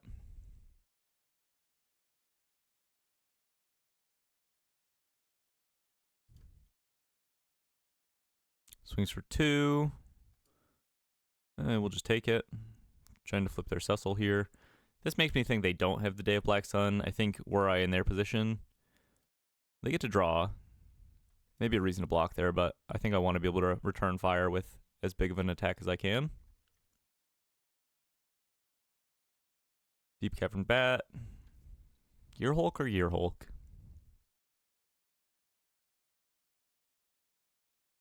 Land is a pretty good draw here because it lets us double spell with this Gearhulk.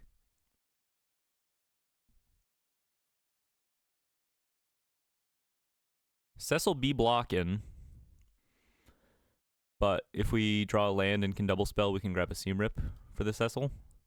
Shoot the Sheriff on my Ox. Okay. That's pretty good.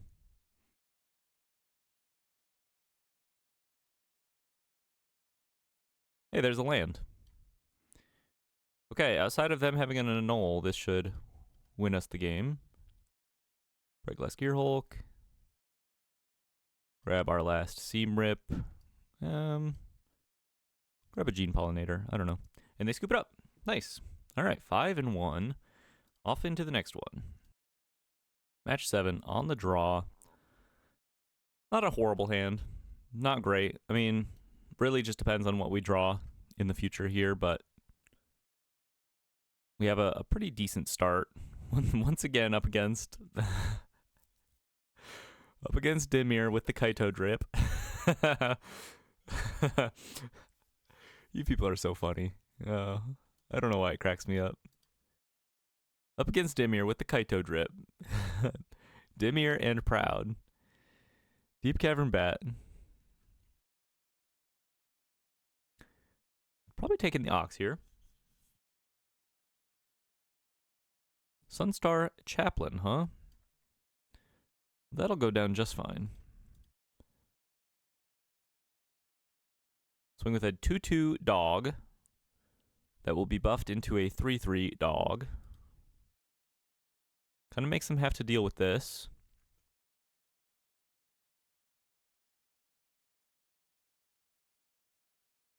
Bat swings in.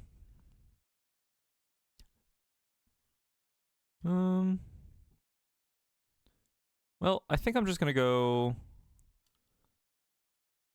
second district mascot here. Saddle this guy up. I guess I'll play a Hushwood Verge in case they play, like, Flash and Floodpits Drowner here. I'm going to hold back this Gene Pollinator, though, in case they... in case I draw a Cosmic Grand Zenith, just to be able to double spell. So I'm kind of pretty much just like smacking them around this game. Even if they play an Enduring Curiosity here, I can just start tapping down things with the Chaplain. Not really much of a reason to do anything too silly here. Play the Reluctant Role Model, swing in. I can hold up mana to tap the Enduring Curiosity that they might flash in.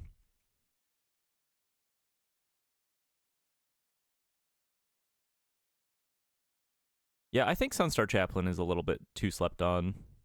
It's very flexible. It's once again, it's just a 2-mana 3/2, but it's got this like really relevant late game ability that lets you kind of just dump your hand and then have a lot of flexibility afterward.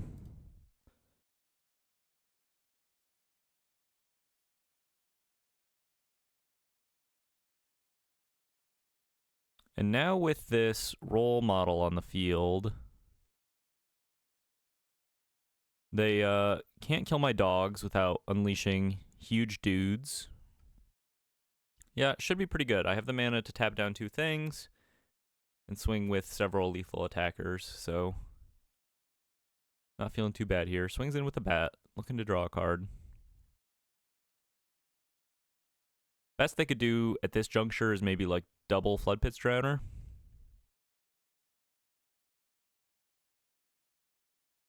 Had some pretty hot draws this game. Kept I believe a 5-lander and drew nothing but action, so kudos to us. Tap the Curiosity here. Just swing in.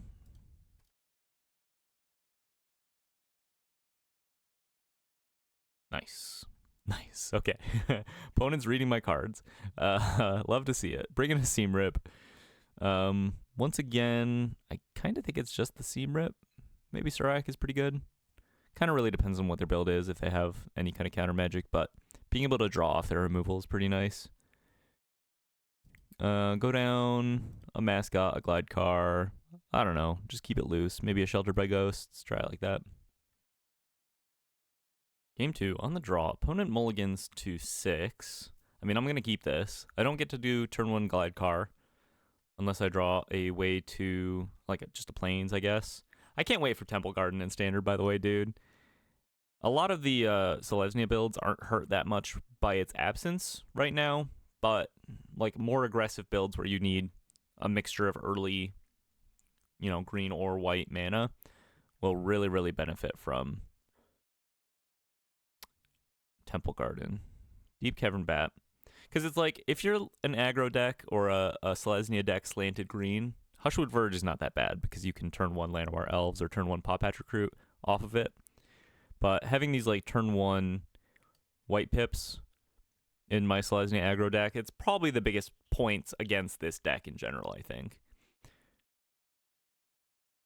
Sunstar Chaplain. Just a stream of chaplains. Well, we'll go for it.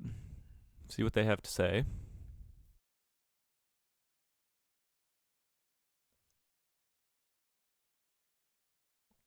Swings with a bat. Multiversal Passage. Pretty good here.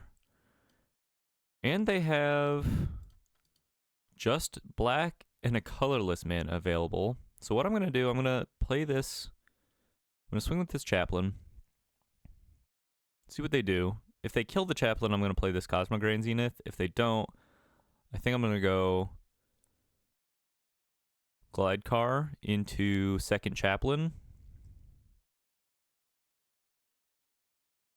Okay, that's fine.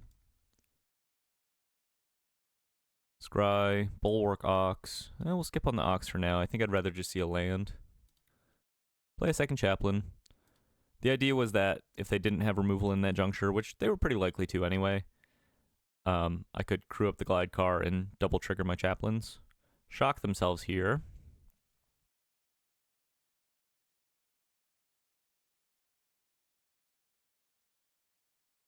There's a land. Could have like a Tishana's Tidebinder at this exact moment. I think I'm gonna, because of the possibility of Tidebinder, I think I'm just gonna go Zenith. And then crew up the glide car. Maybe they Tidebinder my activation here. I don't know. They don't get to do anything particularly good with the Tidebinder this turn. They could just trade it for my Chaplain, I guess. There's the Tidebinder. That's fine.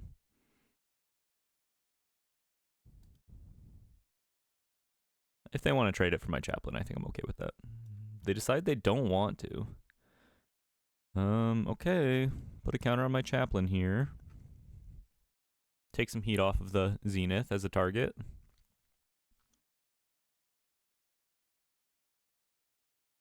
This might be their Enduring Curiosity moment, but if they tap out for Enduring Curiosity, I get to jam this Gear Hulk.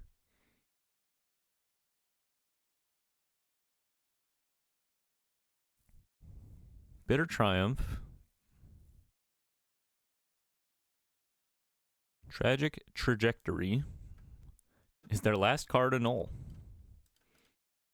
It'd be kind of crazy. Feeling pretty good. Grab a Seam Rip. Grab probably just like a dude. Gene Pollinator. Next turn we get to go Zenith, Seam Rip the Bat. Make a bunch of guys. Outside of them having like a big board wipe or something, we're looking pretty good.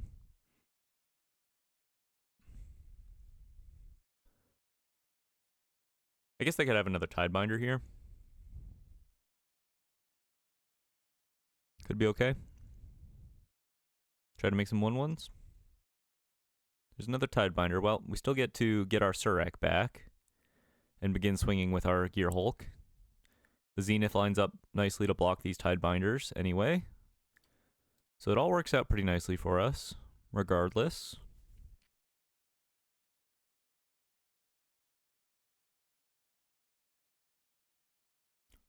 The people at Wizards at the Coast, Mark Rosewater, you're a real one for giving... I know this is not your job, probably, but you're a real one for making Cosmic Grand Zenith a 2/4 and not a 2/3. Because this could have been a 2/3, but the fact that it's a 2/4 for 3, shout out. It would have been much worse as a 2/3. Nearly unplayable in the current standard. Swinging in, big hits. Okay. I think if I just play like a bunch of little dudes, they probably can't kill me. I guess okay, here's what they could have. They have Day of Black Sun for X = 2 and kill me. But if I hold back a blocker, I don't know. It's risky. So can I play around them having Day of Black Sun X = 2? If they do have that, I get to block with a Gear Hulk. And if they don't have that and they hold back blockers next turn, I get to... Do I still get to swing for lethal? No. Yes? I guess it just depends on what they have. I'm not going to play around it. Jam! Pass it back to you.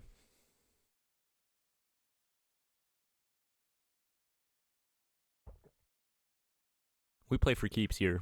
We go for the dub. We're not afraid to lose. We only want to win.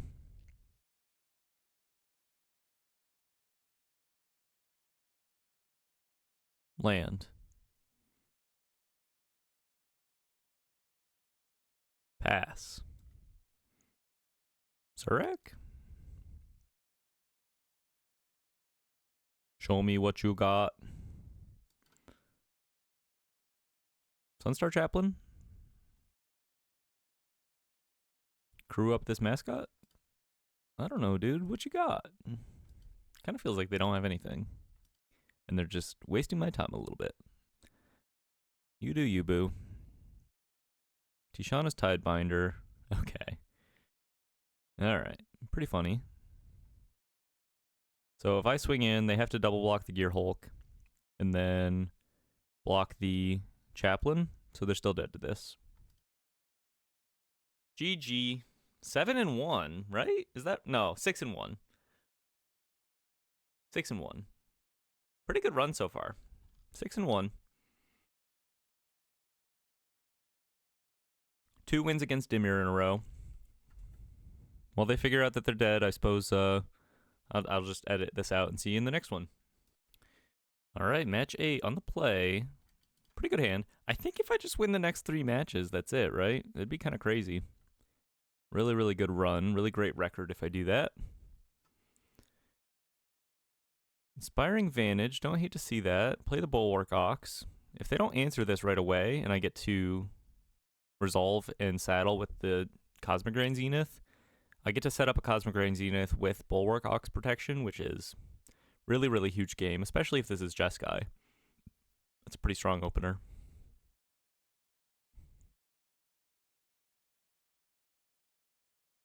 Okay, doesn't appear to be Jeskai. I'm going to assume this is some kind of, I don't know, I'm expecting a Lightning Helix here, I suppose. Fair enough. Oh, I goofed. Womp womp. Punt. I should have just sacked the Ox. Kept them off of the 3 life there. Played a little too quickly. It's okay. See if they kill this Zenith. Lightning Helix. Shock. Fair enough. Well, dog's a pretty good draw. Let's go Zenith into dog. Make some 1/1s. We have this abandoned air temple to work with next turn. That 3 life is unlikely to matter in the grand scheme, but it could. We'll see if it comes back to bite me. Especially against this, like, burn deck, you know? Probably unlikely to matter. Start putting counters on my guys. I could, like, fire up the Restless Prairie here, but I think I like the permanence of these counters over the course of several turns. They might find that hard to deal with, and I have a Seam Rip if they start trying to get on the board at all.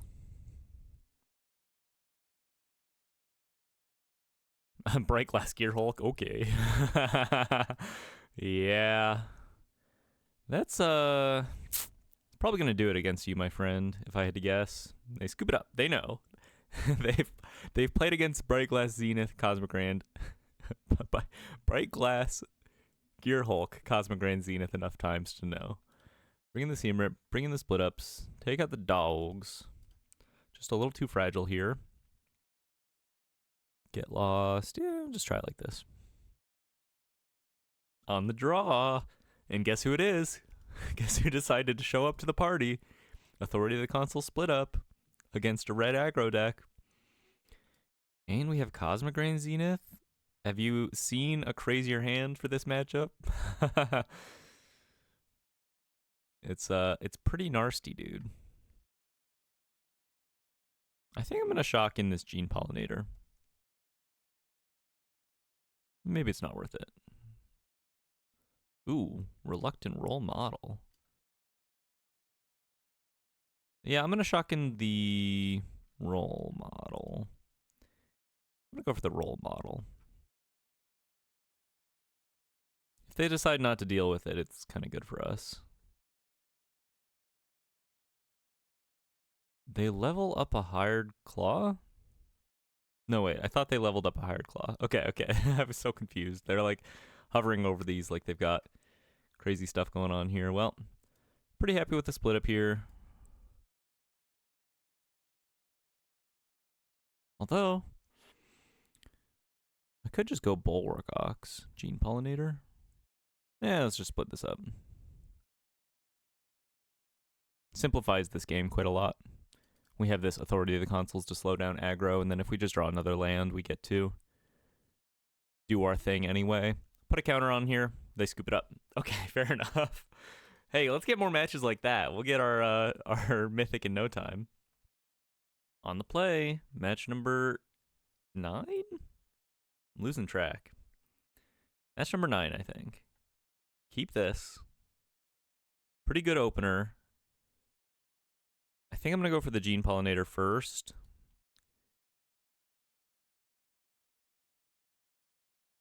Gran. Izzet Lessons. If I recall, Izzet Lessons is maybe our only loss of the... No, did I beat Izzet less? I genuinely don't remember. I've just been playing nonstop for several hours at this point. No, maybe only a couple hours. Kind of a pretty fast streak here. Anyway, enough yapping. Gene Pollinator, Glide Car. Skip on this Gene Pollinator. Open up an attack for our opponent. That's fine. I guess I maybe could have just played a glide car there to be able to block the Grand. What did I lose against? Anyone remember? You probably remember if you're watching this all the way through. But I took a little lunch break in there. I think it was Lessons. Because they got... Yeah, they got their... Ral on the field, Otter Ral, and just kind of took over in game 3, I think. That sounds about right to me. I swear I'm not losing it. We have Sunstar Chaplain and Sheltered by Ghosts here. That's pretty good. So we can go Chaplain, Sheltered by Ghosts on the Grand,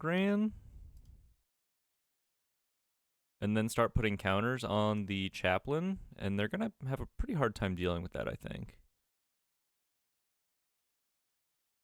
Because of the Ward 2, now I'm out of Firebending Lesson range this turn.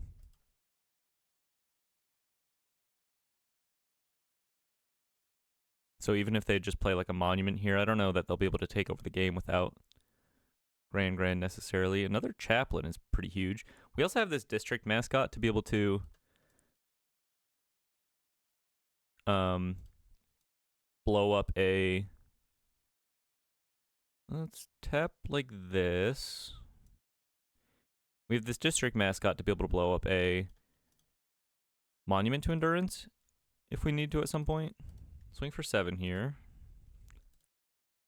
Kind of thinking about going all in on this Chaplain.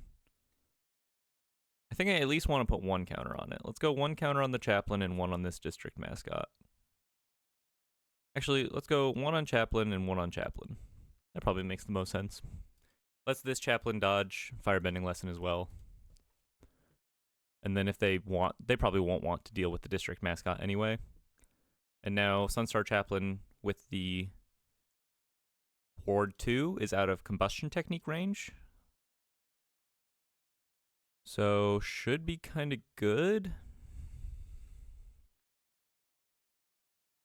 Actually, I guess if they play a land because they have the cost reduction on the Artist Talent, they could Combustion Technique the Sheltered by Ghost Sunstar Chaplain at this point, but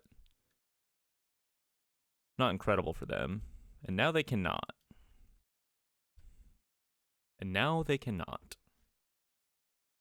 Feeling pretty good here. Out of coffee. On a legendary run up the ladder here. Monumental. Combustion Technique. Too little too late, perhaps. Really just depends, I guess, if they draw an answer to this other Chaplain in a timely manner. We could fire up the Restless Prairie here at the cost of tapping 2 Gene Pollinators. Not quite lethal. But it is a better swing than otherwise, I suppose. And we get to hold back Voyager Glide card to be able to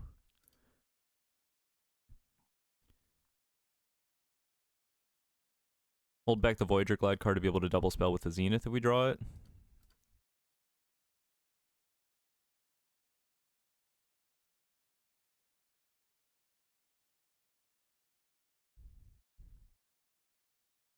Swinging in. Trigger the Prairie here. They have 1, 2, 3. Oh, they have a million lessons in their graveyard. Kind of huge for them, actually. They could just kind of draw into something quite relevant here.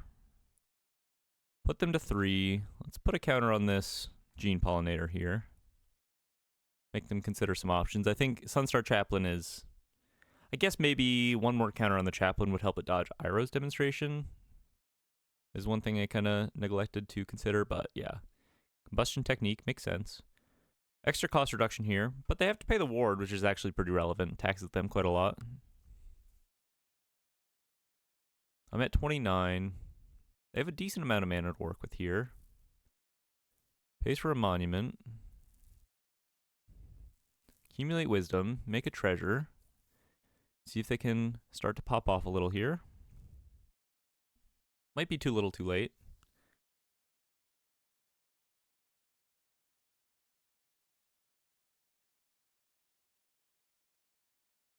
Reluctant role model.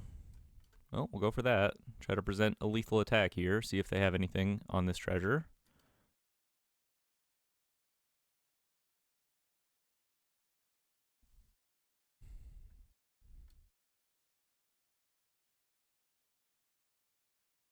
You could maybe make the argument that I'm supposed to like fully send the Voyager glide car, which plays around firebending lesson, but yeah, if they have a combustion technique, then that results in a pretty poor play for us, I think. This will put them to 1.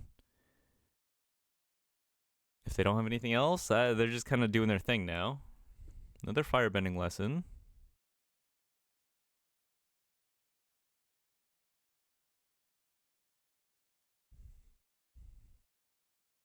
Goes to 1. Play another glide car here. Get a scry in.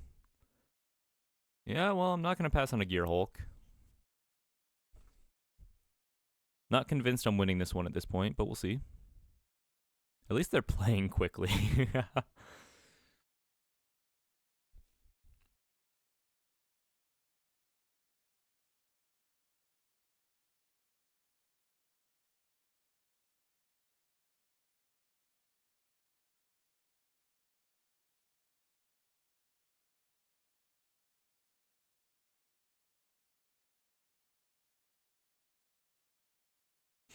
Sorry, I almost fell asleep. In these points in the video, like, do you just want me to like edit out them comboing off in their turn? I genuinely don't know. I don't have a whole lot to say about this. I think we've all seen this a million times. They're in a board state where they have Gran, leveled up artist talent, a bunch of cost reduction. They're just gonna cast spells until they can't, basically. So it's not particularly interesting, I think. I could maybe just scoop it up here. I don't have great reach for this last point of damage. And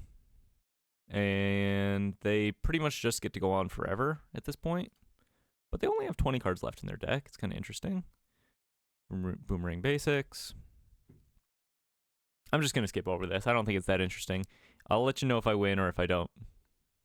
Okay. Officially, they have double monument, so I am dead. Sideboarding for game 2. No, we don't want authority. Bring in a Seam Rip. Do I always bring in the Seam Rip? Maybe I should just be on 3. I don't think that's true. Bring in Yara and Oski. Bring in Soul Guide Lanterns. Let's go down on the district mascots. Just a little too fragile in this matchup. I guess maybe the first one could be okay as an answer to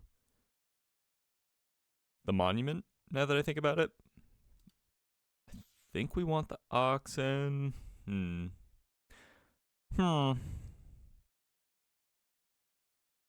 we just want Shelter by Ghosts. Yeah, cut all the mascots. Just kind of be in on the Shelter by Ghost plan. Cut a glide car. We kind of need the first. Like, our strongest hands involve opening with the glide car, right? So I think it's okay. Go down a couple Oxen. Try it like this. On the play. Yeah, gonna keep this. See if they decide to keep a handful of removal here. Otherwise, we have a pretty solid start.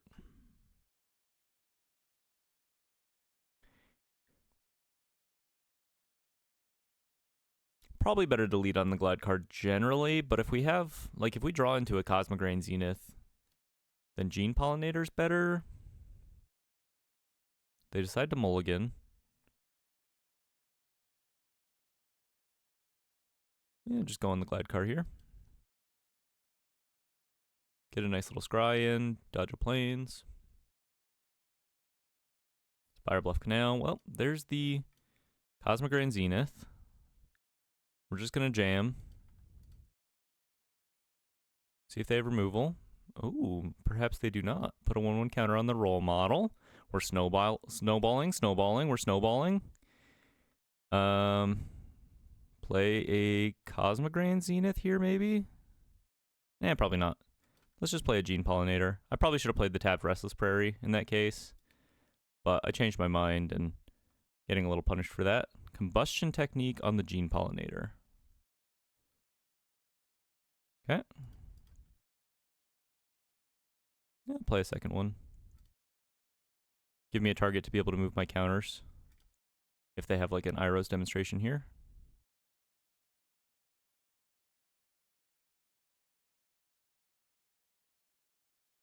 Monument. Okay. Bright Glass Gear Hulk. Yeah. Hey, you know what? I'm gonna play that one.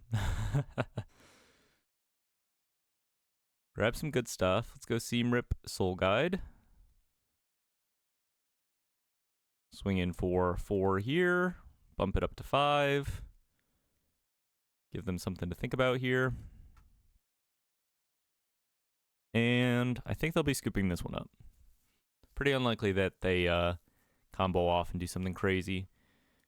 Bounce the roll model.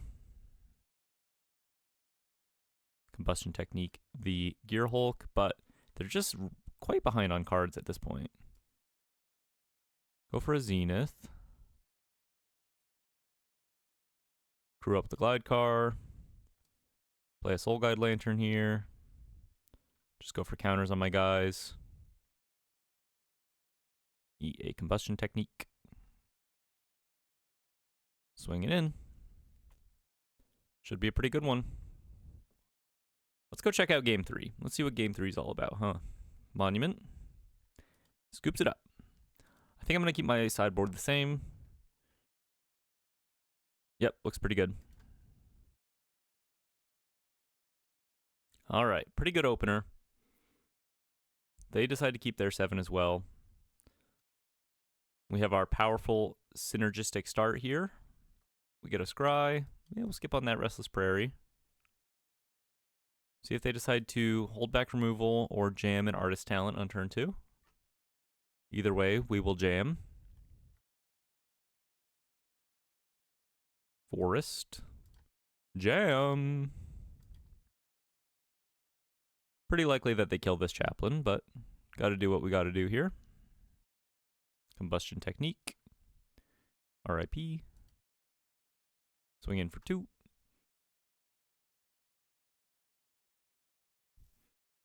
I might just go for the Zenith next turn. Maybe not. Maybe I'll just go Prairie and play my second Chaplain here. They're pretty close to having their... Oh, Soul Guide Lantern. Wow, that's a really nice draw, actually. Yeah, I'm gonna lead on the Soul Guide Lantern, play around the Quench here. See if they maybe have a Null at this juncture. Exile the Combustion Technique. Go for a Chaplain. Start swinging. See what they got. Combustion Technique. Can't save my guy. Swing for 2. Pass it back.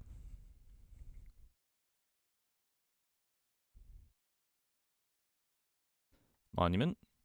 That's pretty nice on an empty board.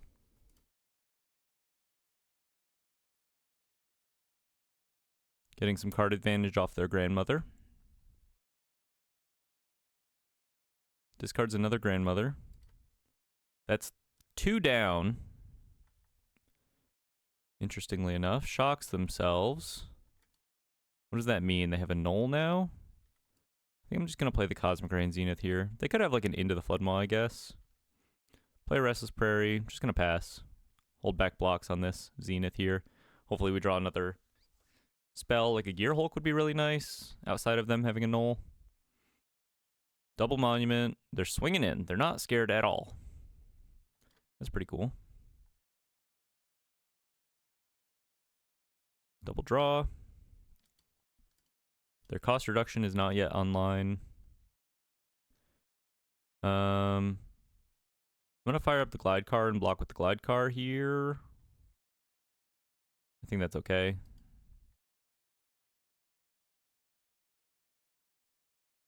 Opens up the glide card to firebending lesson, but I actually really don't care if they do that. Abandon Air Temple, huh? Yeah, I'm gonna go for that, I suppose. Fire up the glide car, activate my Air Temple here. Swing in.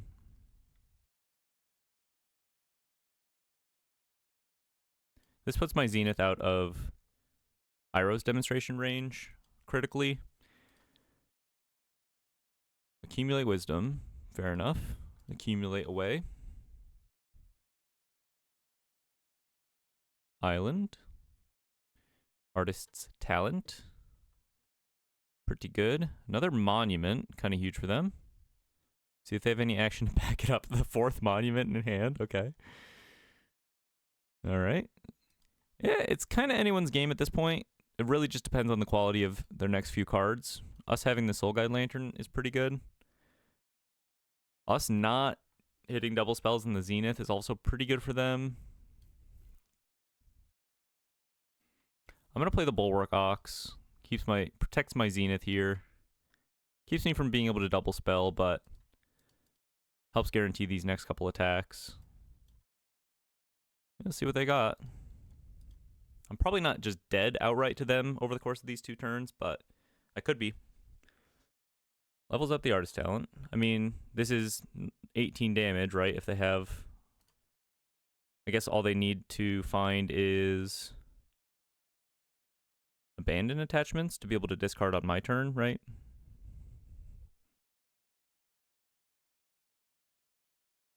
I don't know. Yeah, they kind of need a lot. And without cost reduction... Tries to bounce my Zenith. I'm going to respond to that by sacking the Ox.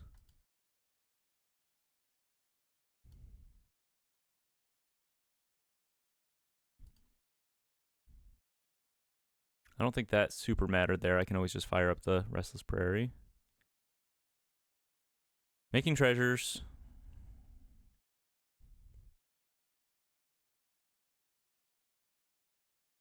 I'm not feeling particularly alive. Guess it depends on what they have here. Accumulate wisdom. Oh, yeah, I guess they don't need the abandoned attachments. They just get to do it. Fair enough. Fair enough. Fair enough. Okay. Pretty healthy beating there. 7-2, is that right? Head into match 10. Match 10. Another Kaito avatar. On the play. Gonna keep this. Restless Prairie. Slowing us down a little bit here, but we accept that. It's one of so many other games in the past. We forgive its shortcomings. Got the Kaito drip. Is this the same guy? It might be. It just might be. Lead on the role model here. Nah, actually, I'm gonna go for the Ox. Lead on the Ox here. With the Kaito sleeves and the Kaito avatar. Could be the same guy.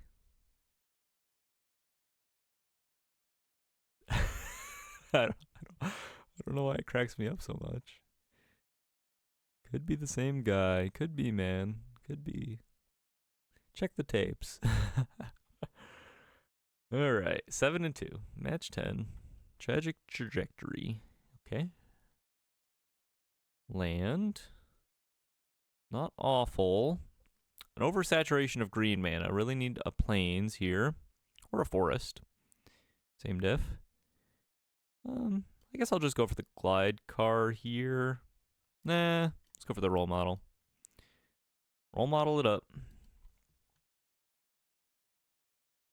If they don't answer this, it'll start snowballing a little.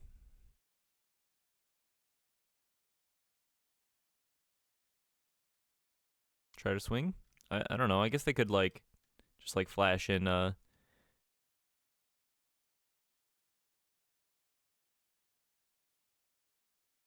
Drowner to block with. Play the second role model.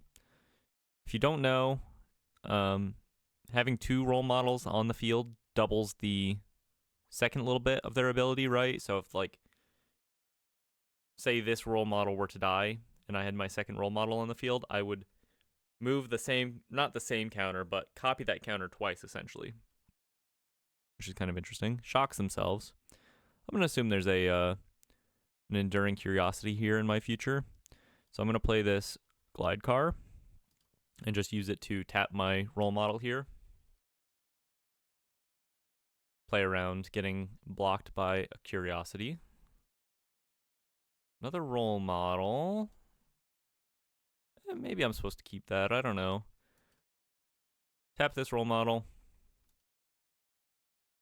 Move into my second main phase. I'm going to go for a flying counter on this one.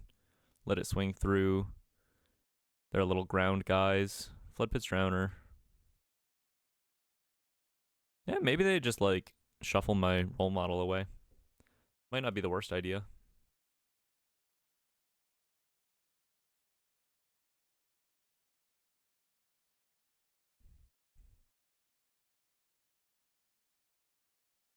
Talent. Oh, okay. This is more of like the mid-range list, I suppose. They started playing this talent occasionally. I'm gonna try to block this, I guess.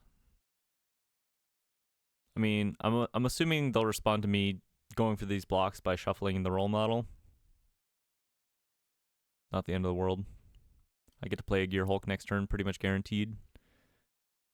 Which is kind of sick for us. Well, I could also just play this Zenith. That might be better. Seam Rip their Storm Chaser's talent here. Make some 1/1s.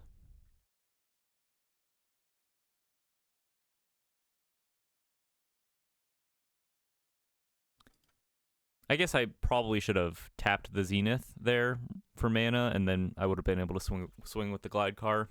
Missed out on a couple damage. They scoop it up. Okay, well, they don't like the Zenith on the field. They hate it, in fact. Against the slower, like with the Phantom Interferences and the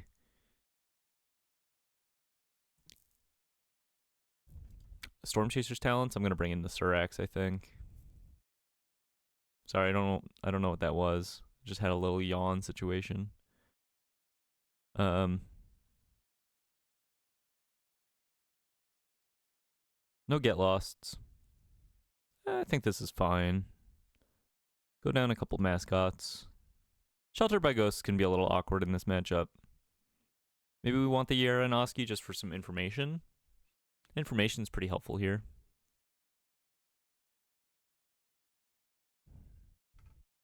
Maybe I can catch them slipping. Handful of instants, name instant, something like that. I'm gonna keep this. No green mana, but we don't need it for this hand. It's pretty decent. Double Seam Rip, not the worst. Storm Chaser's talent. Well, now we need the green mana. Just gonna Seam Rip this Otter. Slows them down enough. Could have a handful of removal at this point. I'll go for the Ox. Sets up my other stuff a little better.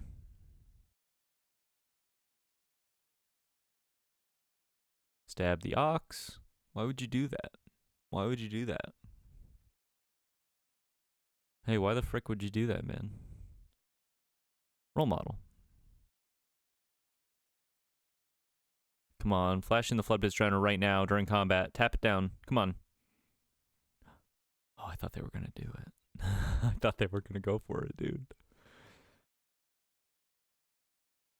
Land. Kaito.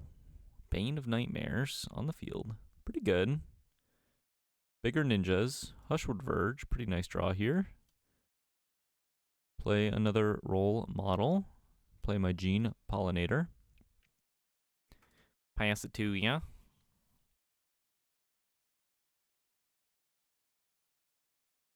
With the Kaito drip. Levels up Storm Chaser's talent. Okay. Not a huge problem for me. Grabs a stab. Plays a land. Stabs my role model, I suppose. Well, this pretty much guarantees I get to resolve this Gear Hulk, which is nice. They're going big on the Kaito, maybe. Oh, no. Stun counters on my Gene Pollinator. All right. Not bad. Shelter by Ghosts. All right, I'll bite.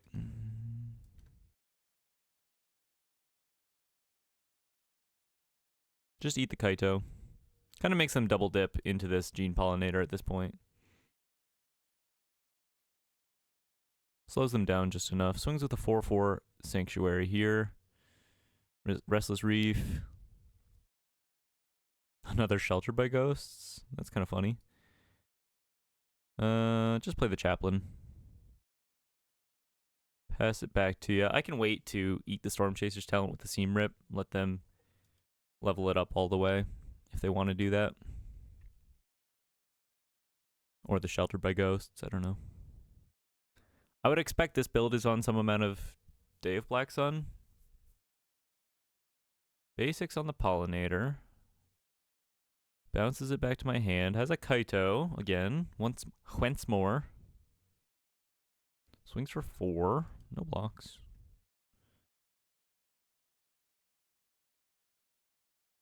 Kaito being back is pretty good for them.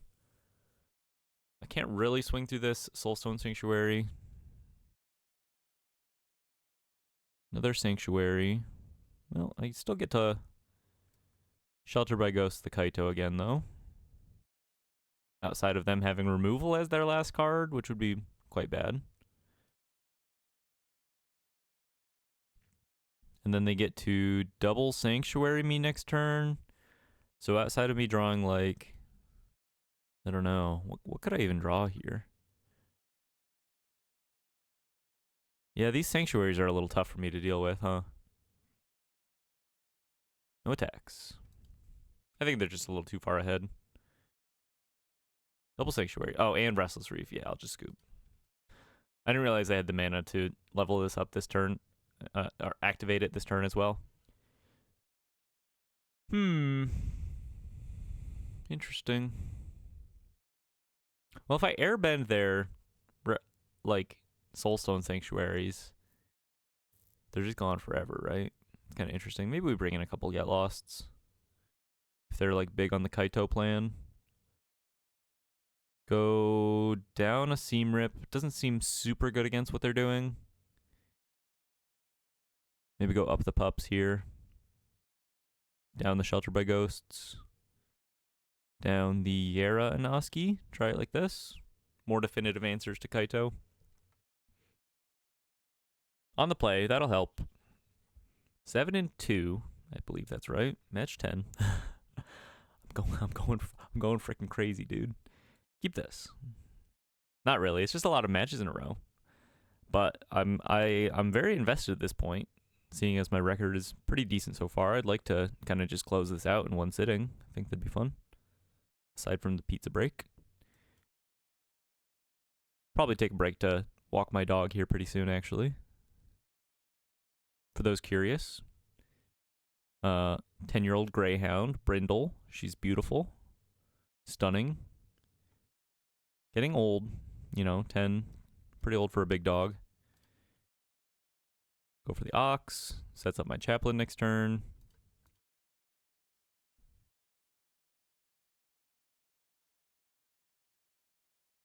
Stabs my Ox. Why would you do that? You absolute monster. Stuck on one land. Interesting. Play another Ox.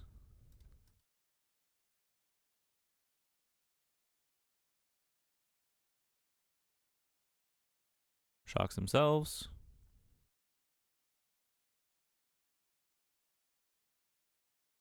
Storm Chaser's talent. Storm Chaser's talent. Okay, well, my Ox gets to swing in next turn, which, outside of them having Day of Black Sun, kind of opens up a whole can of problems for them with this follow-up, and them being stuck on lands there means they're pretty unlikely to have Day of Black Sun. Presenting a pretty strong board here. Not only do we get to put counters on all of our creatures, we also have the Chaplain. We have the Role Model to be able to move the counters around. If they have removal, we have the Ox back up. I mean, Pretty tough for them to deal with. And then we have this guaranteed Abandoned Air Temple activation next turn. Bright Glass Gear Hulk, okay. So what could they have? Okay, well, we don't have to think about it, fortunately. Currently, 8-2. Got to win the next 2 matches in a row to seal the deal here. Match 11. 8-2. On the draw. Green-white counters. Some tapped mana, but double Cosmic Grand Zenith plus Shelter by Ghosts is generally pretty strong. Especially when they lead on Basic Mountain. Can't help but feel pretty good about that. Restless Prairie. What you got, Prince? Burnout Bastronaut. Okay, chalk it up to another dub. And we have untapped mana now. Huge. Go for the role model. See if they just shock this. They decide not to. Feeling pretty good. Might just double Zenith. Nova Hellkite. Okay, well, I'm actually just going to put a Shelter by Ghost on this role model now. Outside of them having exactly Searing Spear, not a whole lot they can do about that. And by Searing Spear, of course, I mean Lightning Strike. Plus, this lets me double spell next turn, guaranteed. Whee! We don't need flying quite yet. Let's just go for a 1/1 counter here. Dodge future shock, potential shock effect. Y'all remember Searing Spear? Anyone else still call Lightning Strike Searing Spear sometimes? I don't know. I don't know why I do all the time, dude. All the time. Sunbellow Verge. Kellen Planar Trailblazer. Okay, well, Cosmic Grand Zenith. District Mascot. Gonna go for counters here. Keep this out of Lightning Strike range. I'm not gonna swing on the off chance that they do in fact have. You know what? They don't have it. They don't have it. Gonna swing in. They don't have shock. I'm not scared. They're just gonna level up the kill in here. They block. I'm way too far ahead anyway for it to matter, probably. Boros Charm. Okay, giving Kellen double strike. So, still not the worst result for me. Trade with Kellen, gain 1,000,000 life. Move my counters to the dog. Yeah, that's probably right. Pass it back to you. I no longer have lifelink, but I'm not sure that that super matters anymore. Plots a slick shot show off. Activate the Air Temple. Swing in.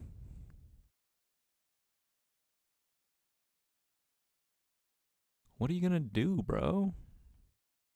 I'm beating you down, bro. Come on. They don't like the blatant disrespect of the main phase Abandoned Air Temple activation. They don't like it. It was a little rude, I suppose. Swing it in. Beat you down. Who's the red aggro deck now? Who's the red aggro deck now? Look at me. I am the red aggro deck now. Game 2. Absolutely whomping on these red aggro decks. Split ups. Go down on the district mascots. Yeah, just run it like that. I think I board differently every time. I don't know. I just can't help myself. It's all vibes, man.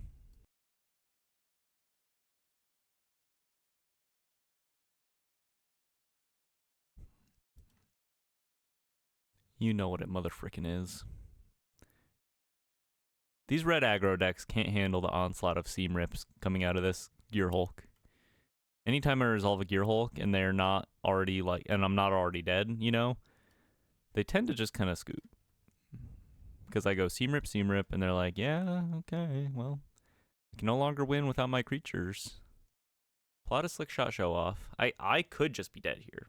If this is the like leyline version, which I don't really expect it to be because they're on so much burn, I could just be dead. But I have Chaplain into Seam Rip next turn. Feeling pretty good. I'm just going to Seam Rip and play the Prairie in this case. More important that I start resolving this flow of Gear Hulks, I think.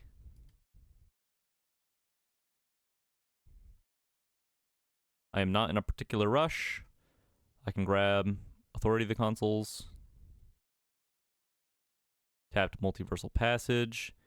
You know, if they have another land and slip a Hellkite onto the field next turn, I could lose that game. I definitely could lose that game. But, we'll see. Let's go Consuls, Seam Rip. See if they have their 5th land. Jam a Hellkite. If they don't have exactly that at this juncture, yeah, they could win.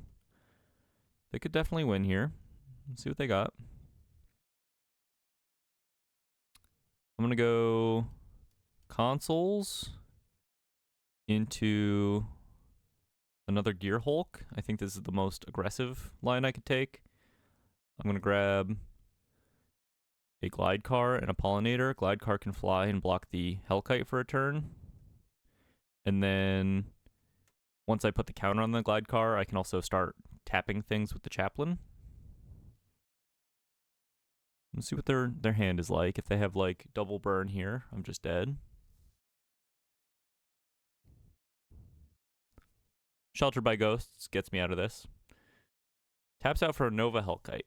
Well, thank you, Authority of the Consuls. Decides not to swing. Cosmograin Zenith. Interesting.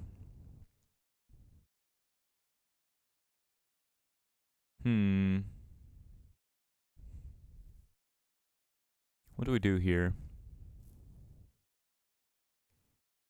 I'm thinking there's a line maybe where I go like Zenith into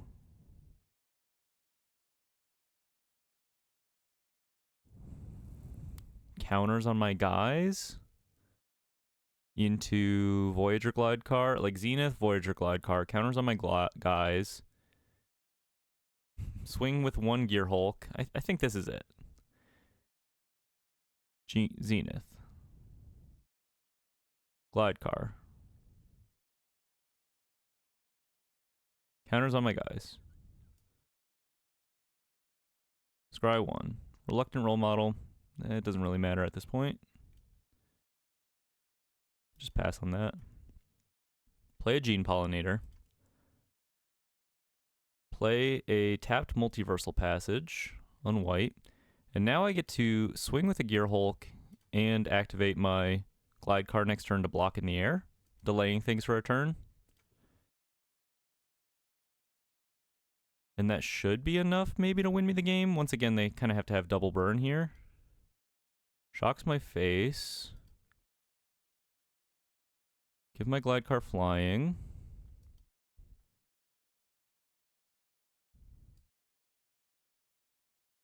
Get lost the Glidecar. Fair enough. However, we have one more game, and I get to be on the play. Still feeling pretty good about this matchup in general.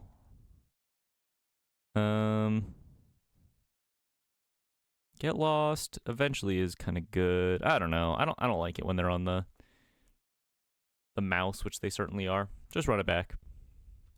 Get to be on the play. Double Shelter by Ghost, Glidecar start. Pretty good. Just gonna jam.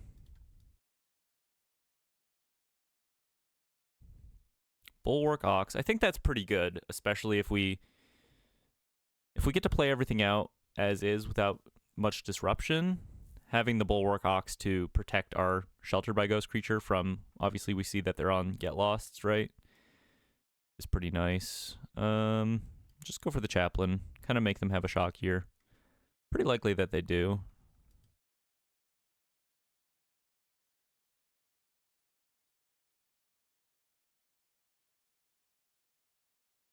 Okay. Swing for 2. I mean, their burn is pretty good removal against what we're doing. For sure, for sure. Player Ox. Swing for 2. Pass it back.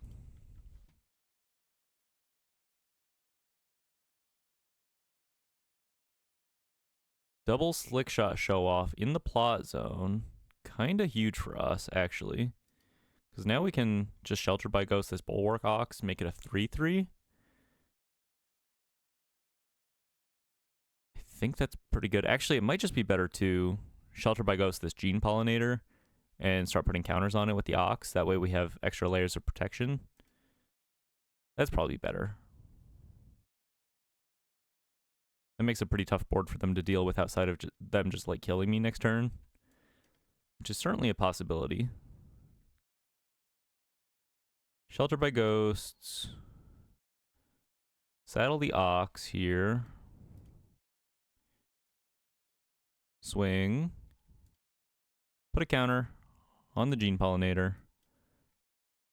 Kind of forces their hand next turn, and then I have a second Shelter by Ghost for the Gene Pollinator, which really puts it out of range of removal.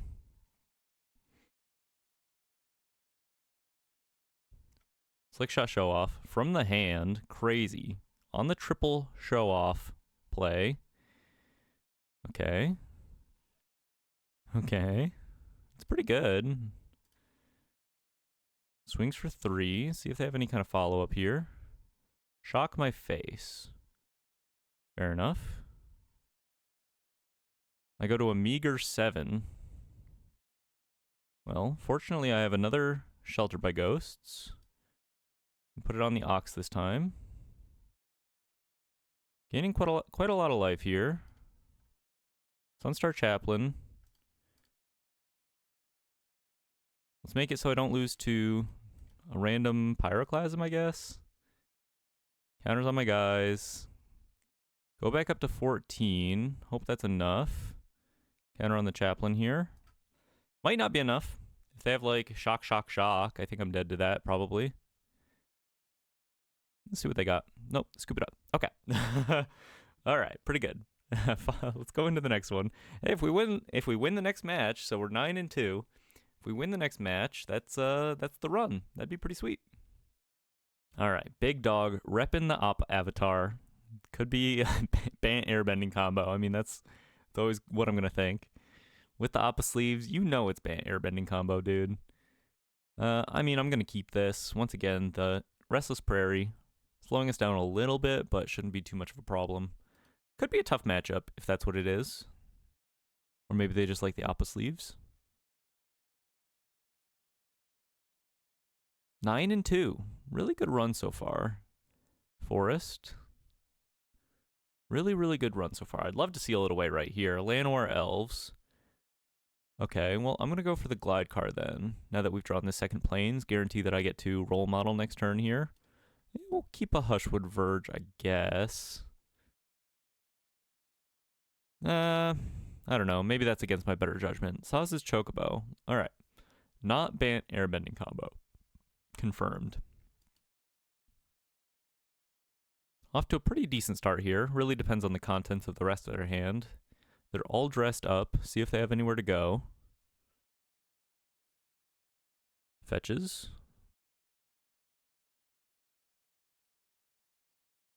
Chocobo. And just play Hushwood Verge. Go for the Role Model. I can't swing in with the Glide card, but I can activate the Role Model here. Give it flying. Allow my Role Model to start swinging in. We're snowballing. Let's see if we can stem the tide of this pretty aggressive start from our opponent. Things we don't want to see. Earthbender Ascension. Might Form Harmonizer kill me. Icetail Explorer. I mean, they're pretty set up for any of their cards to be pretty good here. Forest. Badgermole Cub. Fine. On the range of acceptable cards in this position.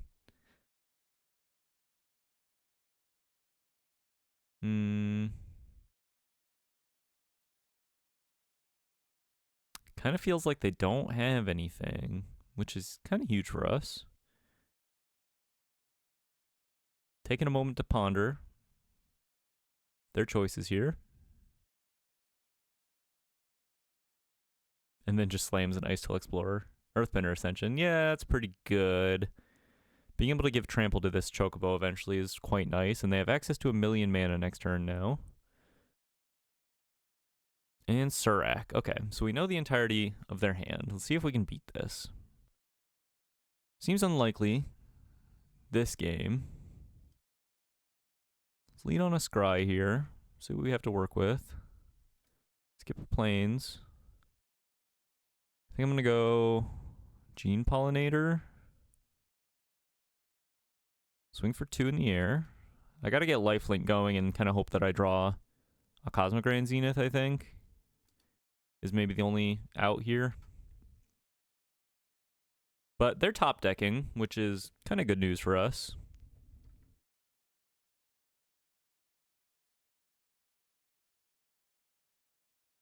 Looking at my cards, considering their options here. If this is Ice Tail, I think I just lose. Might form Harmonizer. Okay. Well, we'll see what we draw here. Swinging in. I think I can afford to chump with the first Glidecar here.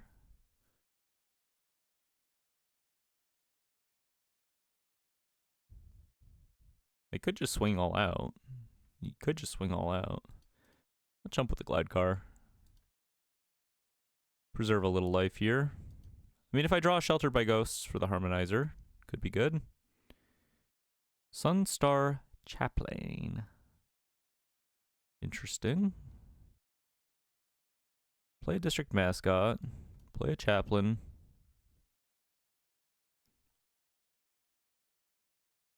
Swing for 2 in the air.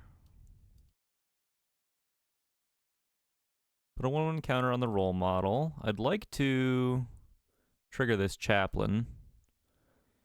And I think I will. Let's just tap the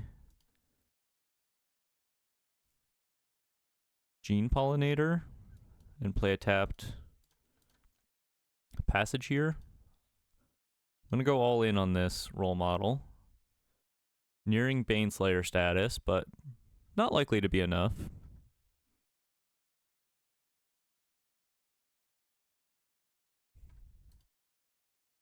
Swings in. Fire up the Glidecar. Go for a chump, probably again. Can I double block the Harmonizer here? Am I just dead? 10, 11, 12, 13, 14, 15. Yeah, I'm not allowed to do that. Let's go chump the Harmonizer. No, we can maybe block the cub. Can I trade with the Surak like that? 1, 9, 10, 11, 12, 13, 14. No. Okay. Block the Big Saz's Chocobo, block the Surak. I think that's allowed. 1, 5, 6, 7, 8, 9, 10, 11, 12. Okay. Taking them off the trample here is pretty relevant, I think. Maybe they just have like an Overprotect in hand.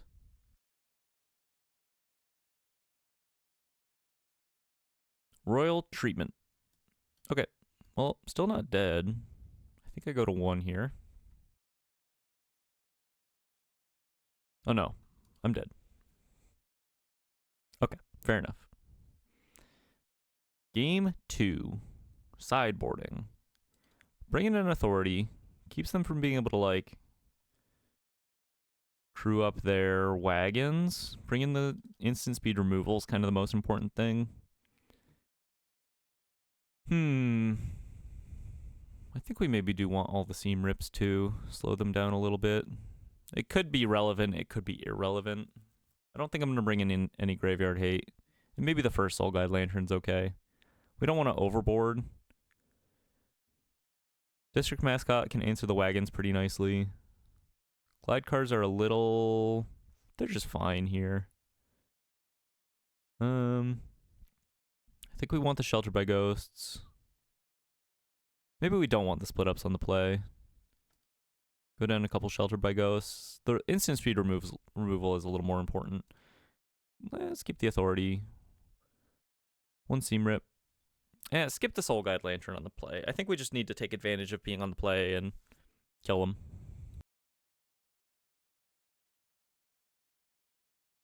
Mulligan this hand. Yeah, this is pretty good. Quite good, in fact, if they have a slow start too, especially. Skip on the second dog. Lead on a dog. Alright, we've got our aggressive start. Strong opener here. See if the flying on the roll model is enough to close out a game. Jam! So many button clicks I gotta do. Swing for 2. Dog getting in. Swinging in on the big dog with the big dog. Go for flying.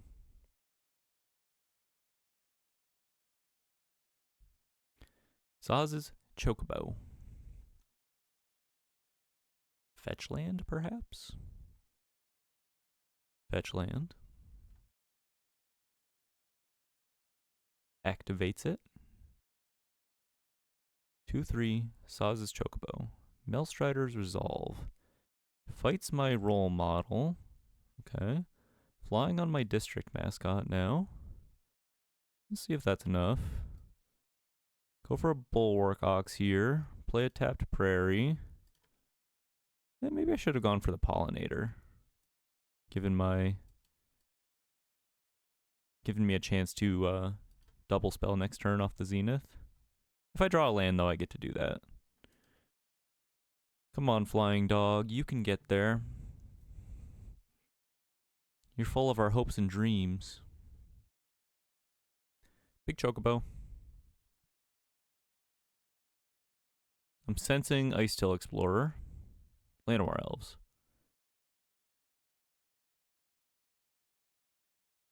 Pawpatch Formation? No. Save my dog. Pawpatch Formation. Your district mascot, bro? I'm gonna just play a land and hold back this stuff to be able to double spell guaranteed next turn. I think that's a little more important. There's a nice till. It is nice till, but we'll see if it's enough till.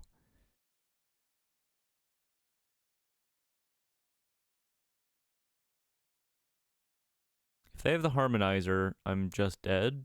They can do the escape tunnel thing. It looks like they either are unaware of that maneuver or just don't have the Harmonizer.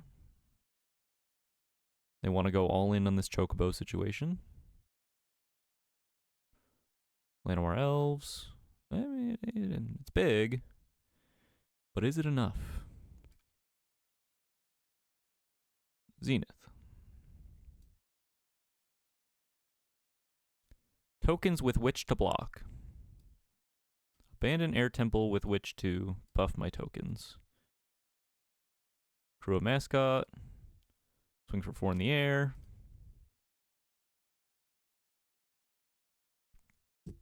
Big dog in the big house. See if they can get trample on this Chocobo. I'm hellbent, bro. Just go for it if you got it.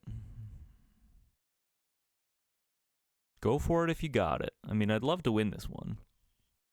Just hit Mythic on a clean run, 10-2. But it might not be so easy. Might not be so easy. Or am I 10-2 right now? I would have had to win 9 in a row, so I must be 10-2 right now. And 11-2 would seal the win. Okay, so I'm 10-2 currently, right? Esper Origin's gonna be a bit of a problem for us. Gives them a bit of life. Guarantees that they get trample eventually. But the dog in the air might be unstoppable. Because I can chump around for a little bit. Wouldn't mind drawing a Bright Glass Hulk here. Give me a double spell. Ooh, another Melstrider's Resolve. Very nice. Very, very nice. Melstrider's Resolve. Fights my Zenith. Doesn't care about my flying dog. Evidently. Swings in for 9. Forces a chump here. You might as well swing with the Ice Till. Fair enough. Sheltered by ghosts off the top. Land. Not exactly where we want to be. Well, I think I just put counters on my guys, I guess. No, I think I actually have to hold back a Restless Prairie to block with. Swing for 4 in the air here.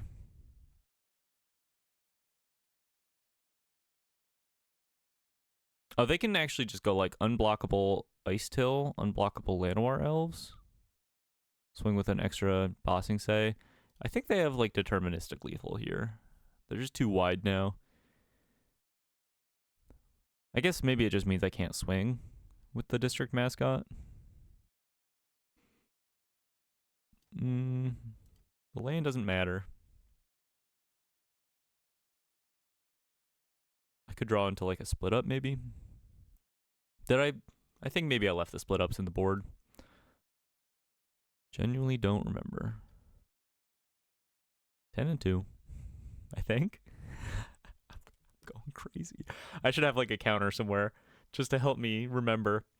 Next time I do this, remind me to put like a counter on the screen. That's pretty good. Actually, in fact, that's just lethal. Good game. Big dog. Good game. They get to give the Ice Till unblockable. Okay. 10 and 3.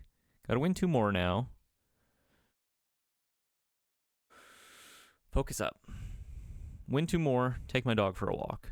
I'm gonna play 1 more, and then if I win it, I'm gonna go again, and if I lose, I'll just suck it up and take my dog for a walk. That's the promise. All right, game 14, right? Game 14, match 14 on the draw. Mulligan that first hand. Yeah, I mean this is a good hand. I guess we could maybe just put back a land with this start. Seems fine. Turn 1 mascot, turn 2 chaplain in blind. 10 and 3 currently. Match 14. Sounds right to me. Check the tapes. Someone check the tapes if you're still here. Almost 3 hours in. Duress is me. Takes a Voyager Glide car. Not super relevant here. Cosmic Ray and Zenith. Play a dog.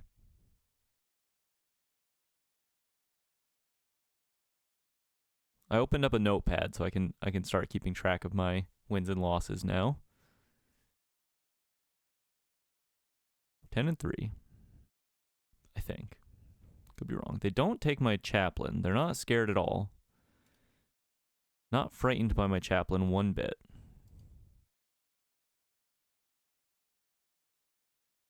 Swinging for 2. Counter on the district mascot. Pass it back to you.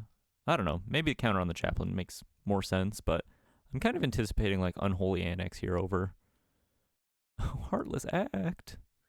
Well, now that we know what we're up against, we're kind of pretty good against a Heartless Act deck.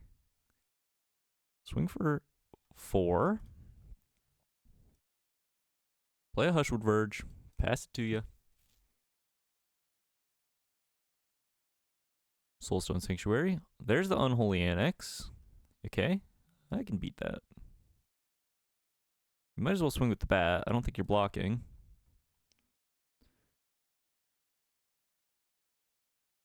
My turn. Bright Glass Gear Hulk. Is it my birthday? Play a Gear Hulk. Grab a Seam Rip. Just grab 2 Seam Rips. 1 for a demon and 1 for a bat. Saddle up the Ox. Put a counter on the Gear Hulk here to be able to save it with my Bulwark Ox. Yeah, kind of a nasty top deck.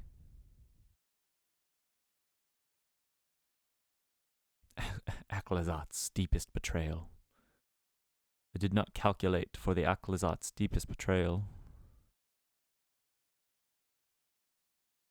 Pass it back to me. They go to 11. I think I can make them block, like, chump with Aclazotz here, though. If I seam rip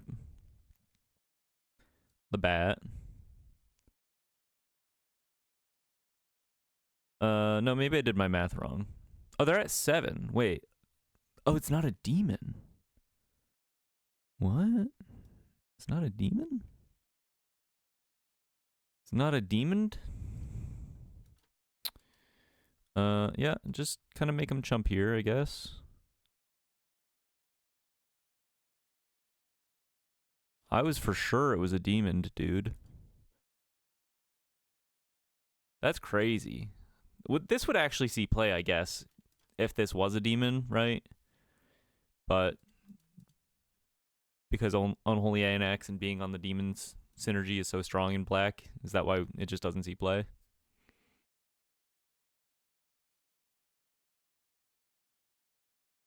Okay, outside of a board wipe, I think we got this one, and we do. Our opponent agrees. Pretty good fast game 1.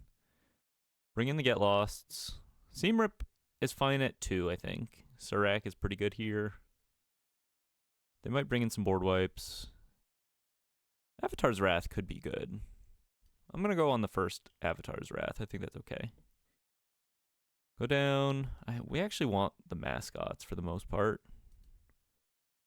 Go down a couple glide cars, maybe. Probably want maybe the first Sheltered by Ghosts, and then maybe we can cut a land here on the draw. Perhaps a little greedy, go down a Restless Prairie. Try it like that. Pretty good hand. On the draw. Match 14.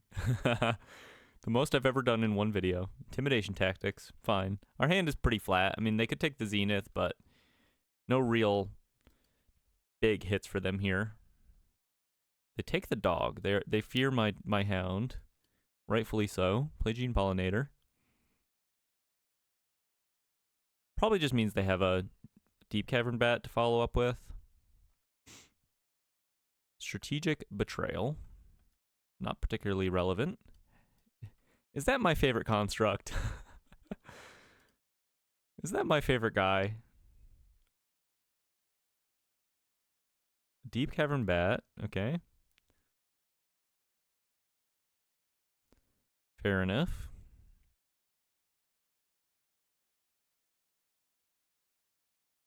Takes the Zenith. Thoughtseize Glitch, right here. If it happens right here, it's real, right? Okay. Thoughtseize Glitch confirmed fake. Play a District Mascot. Start putting counters on my Ox. Swing for 3.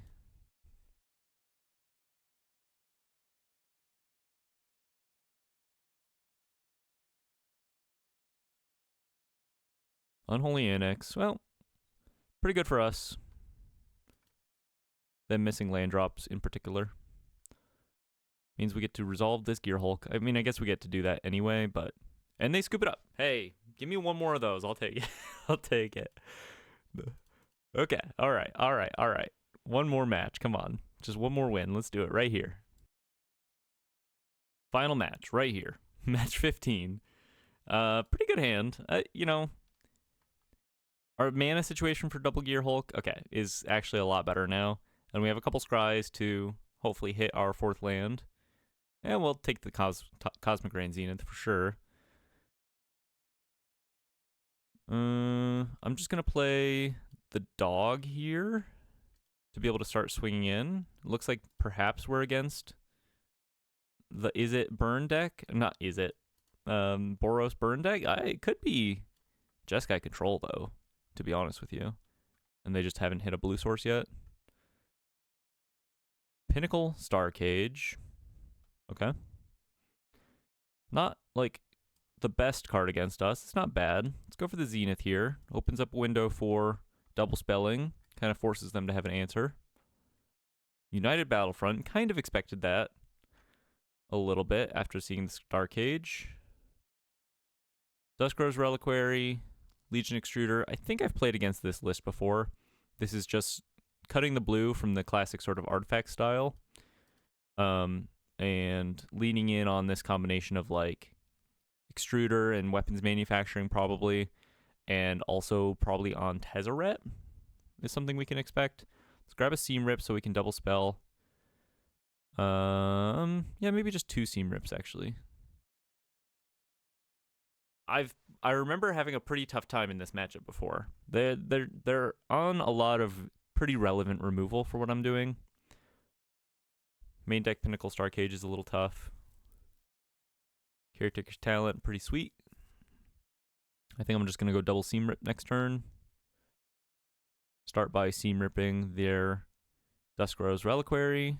Pay the ward here with double green. And then I'm going to hit their Legion Extruder so they can't start going off with the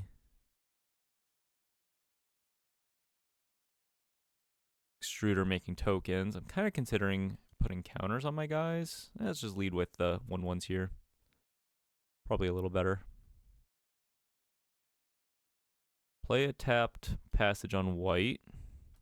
Well, those are all of our Seam Rips, unfortunately. We'll see if this Gear Hulk swinging in is enough. They're already at 12. See if they have another, like an actual factual board wipe here, I suppose. Weapons manufacturing, expected that. But no more extruder for them to work with.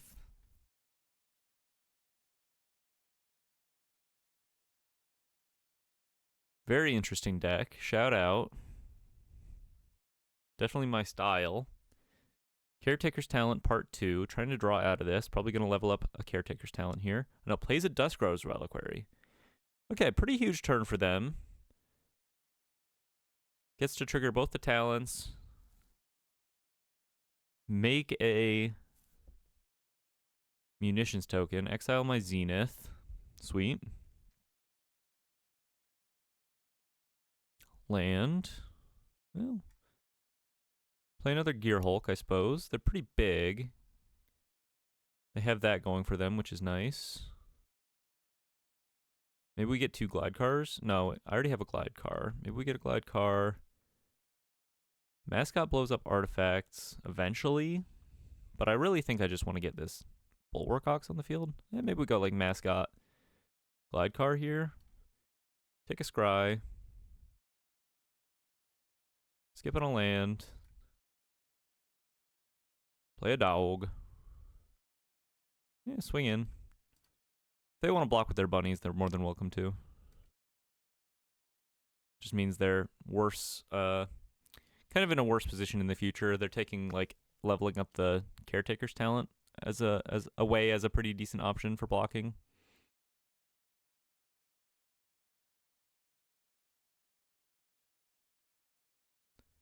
Makes another munitions. Draw some cards.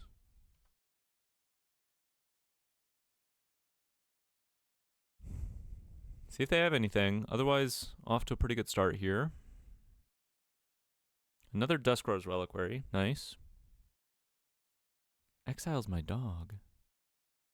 Oh, munitions my dog. That's fine. I can't do anything about that. Exile's my Gear Hulk. Makes more sense. Makes another weapons. Makes another munitions. They have a fountain port to sack their munitions with. Don't tell me you have another Duskrow's Reliquary. Torch the tower. Nice. Yeah, might be tough to come back from this one. At this point, the removal lines up just a little too nicely with what I'm doing, I think. Sheltered by ghosts, huh?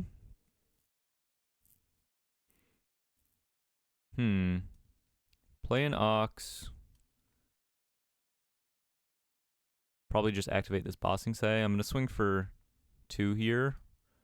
They can kill my Ox if they want and draw a card off this munitions. See if they have more material to work with beyond that.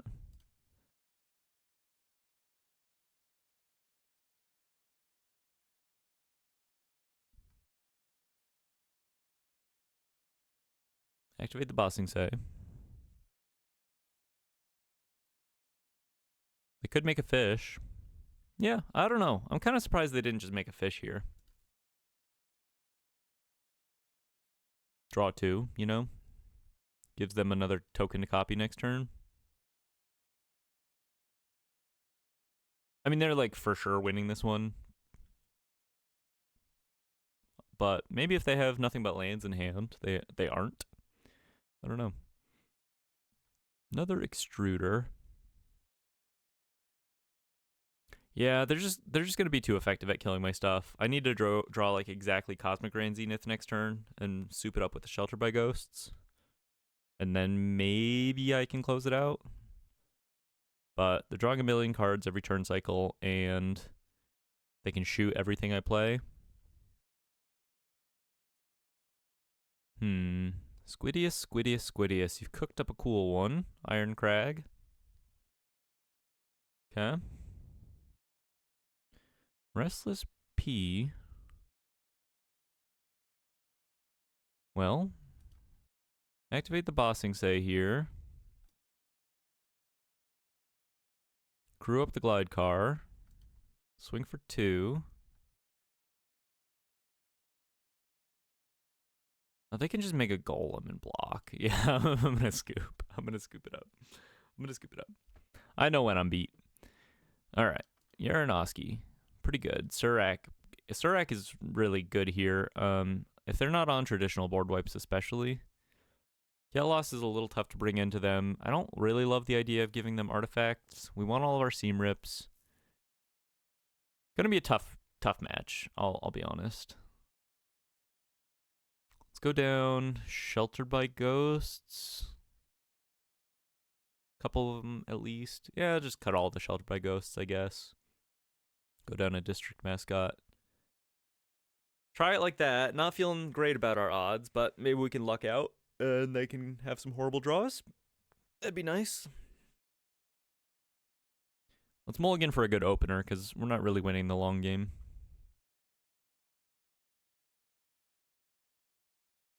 It's good enough. Could be. No reason to mulligan at least. Got some early action. Role model. I'm going to lead on the Glide Car here. Just too likely that they have like an extruder to kill my 2-drop. Leave a land on top. Pretty nice. Probably just go Surak next turn. Plays around them having a shock here. Plays around Pinnacle Starcage being particularly good. And all of their like removal is not that good against Surak outside of Duskrow's Reliquary. Like they can't just shock this to death without it being pretty good for me. Caretaker's Talent. Another land, kind of huge for us. Let's just jam this Gear Hulk here, I think. Play around the Pinnacle Starcage. Seam Rip. I'm just going to double Seam Rip. They're pretty important for the future. Swing for 6. Got him on a pretty fast clock here.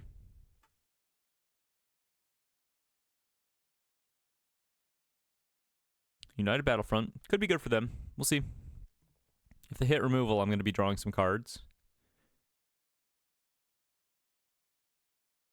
Pretty unlikely they whiff here, so I'm guessing they're considering some options.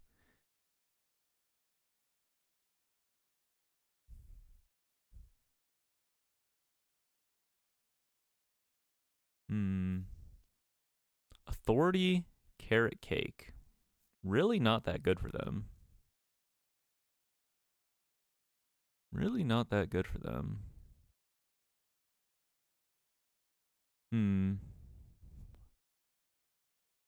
Kind of thinking about Seam Rip on the Rabbit. Is that crazy? That's probably not worth it. Just play a role model here. I get to trigger the survival because it's entering tapped. And then swing for trampling 8. I don't think there's a need to play anything else here. Just put a 1/1 counter on the role model.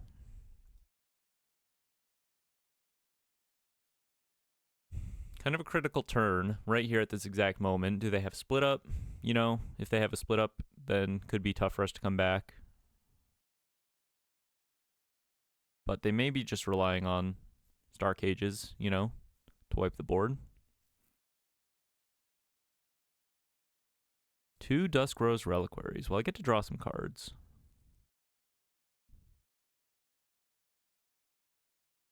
And that's pretty good.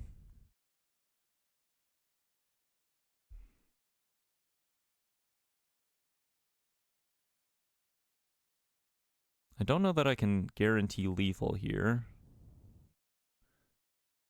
But I could seam rip a Dusk Rose Reliquary.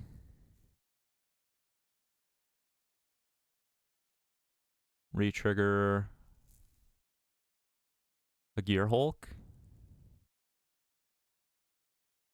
I could play a Zenith. And then seam rip the Authority of the Consoles. Just seam rip the Authority of the Consoles and play a Yara and Oski. And then swing with 2 creatures. Kind of like that play. Seam rip the Authority here. Keep their life total relatively low. Play a Yara and Oski. See what they got going on. Turns out it's artifacts. Name artifact here.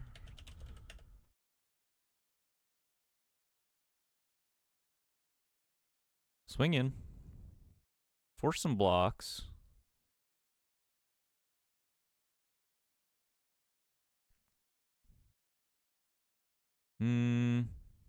Just go for another counter here, I guess. They're pretty likely to play the... Actually, kind of crazy ace energy, right? They can't play the Pinnacle Star Cage. I just get my stuff back. Okay, well, don't do this. It's simply not right. Because these Pinnacle Star Cages are just dead, right? They can't play them. I get all my awesome stuff back and just kill them.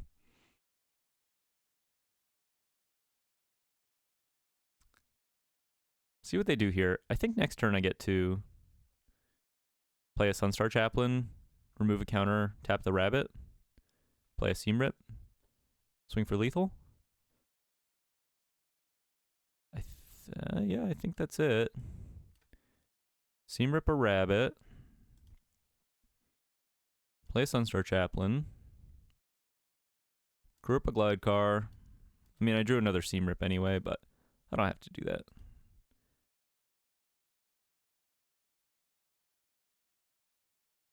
Swing for 5. Okay. Comes down to one last game here. I'd love to put it away. Not feeling as good about my chances on the draw, but try it out. The final game right here. Pretty good hand, actually. We have the opener. Make sure we lead on a white source. Sarak is a great draw. I think it's really good in this matchup. Dodges their Star Cages, and they just cannot they cannot answer it cleanly. Iron Crag. Well, we're going to do what we came here to do. And that's tap our role models on turn 2. Swing with the Glide Car. Go for a 1/1 counter. Let it dodge Legion Extruder. Hope they don't have an absolutely insane United Battlefront here.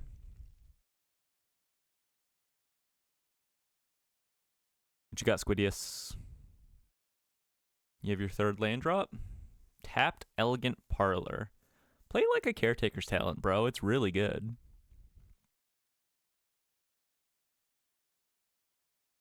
Are they giving up their... Oh, they're torching the Reluctant Role Model, giving up the Iron Crag. Yo. That's kind of tight. Yeah, we'll play the Yaranoski here. See what you got. Artifact...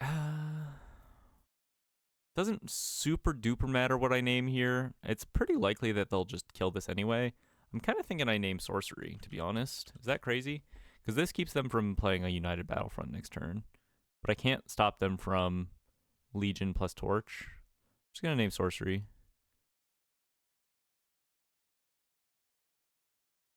I think that's fine. And then I have a backup, Yaranoski. Extruder. I might win this one. I really might win this one. Extruder.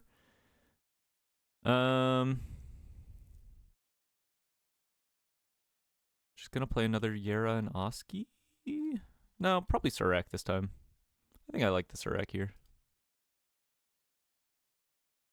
They'll have 2 unknowns. Swing in.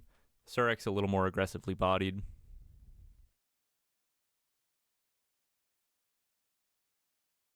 There's the Battlefront. Couldn't have stopped that. But Surrak's a little better into them possibly hitting removal here. Carrot Cake, Artist Talent, not bad.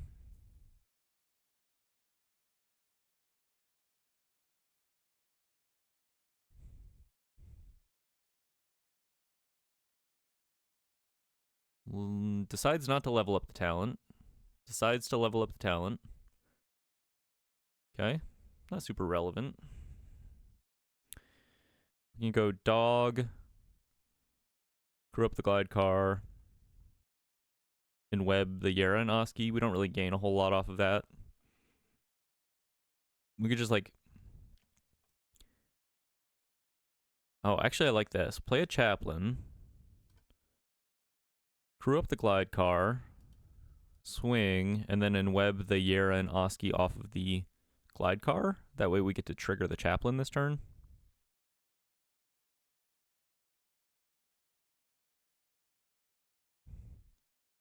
This could slow them down quite a bit. Yeah, I'm gonna name Artifact, I think. Put a counter on the chaplain. Let it dodge munitions / Legion Extruder. I'm feeling pretty good. They level up the Caretaker's talent all the way. Lets them block the Surrak, which actually really kind of could be an out or a way into this game, you know. Decides instead to play another Carrot Cake. What's our best draw here? Shelter by Ghosts? I think I cut all the Shelter by Ghosts. Verge. Well, I could tap a rabbit, which would let me swing in with everything.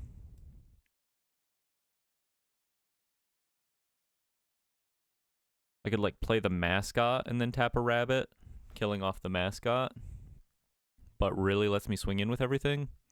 Kind of forces some bad blocks. I think I'm going to go for that. Is that crazy? Maybe that's a little hasty.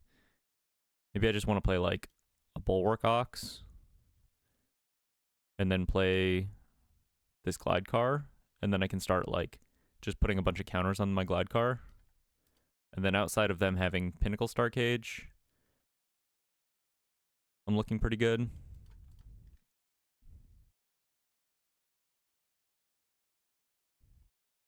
I guess I could trade in my Surrak for all of their stuff.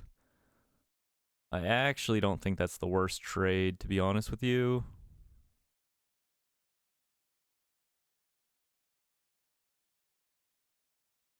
No, actually, if I put a counter on the Surrak and I can save it with a Bulwark Ox, that's probably better. Let's do that. I'm going to tap these 3.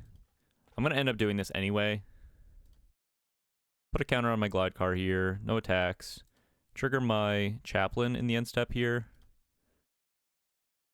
They're going to make a golem. Oh, okay, that makes sense.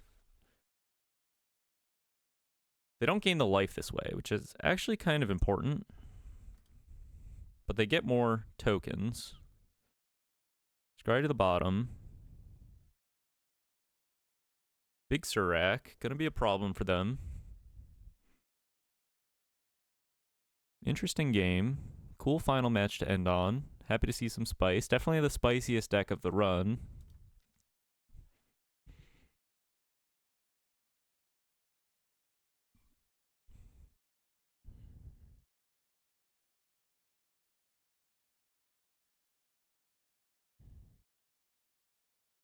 Surveilling. We're not particularly soft to anything. I don't think they're allowed to Pinnacle Star Cage this board. They level up the Caretaker's talent. That's pretty good.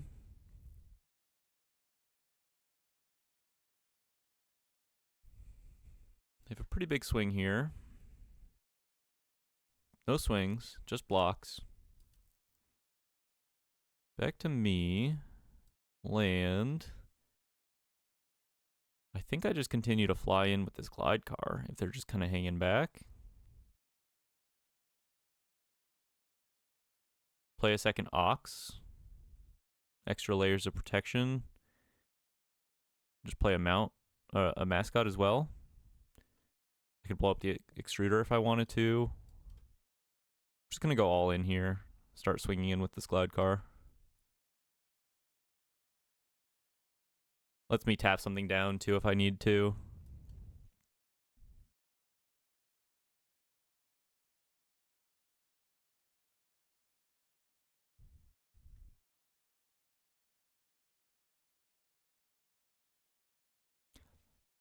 I'm actually going to put the extra counter on the Yara and Oski here.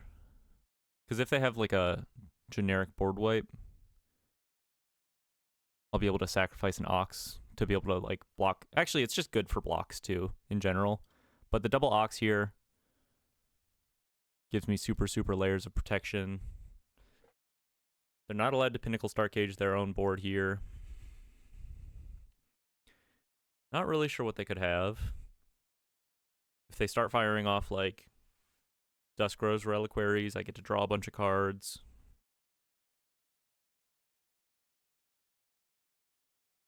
If they play a Duskro's Reliquary, I have to crew this glide car so that they can't target the glide car without me drawing. Levels up a Caretaker's Talent. Second Caretaker's Talent's kind of big for them. Huge board here. Be nice if I had like one Elspeth in my deck at this point. Just give my whole board flying and kill him. Definitely something to consider. Big tokens. Well, they're tapped out. Let's tap down this 7/7. Keep it from swinging in on me.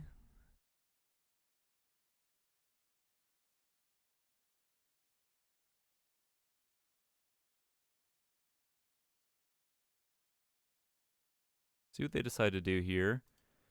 Let's activate the Voyager Glide car here. More counters on it. Currently a 5/6 flyer. Another glide car. I can go activate, activate, activate Temple.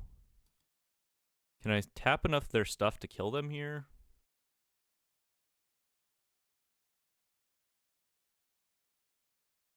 Tap, tap. They have 3 blockers. I have... And they block my biggest stuff, which is this, this, this. And they take...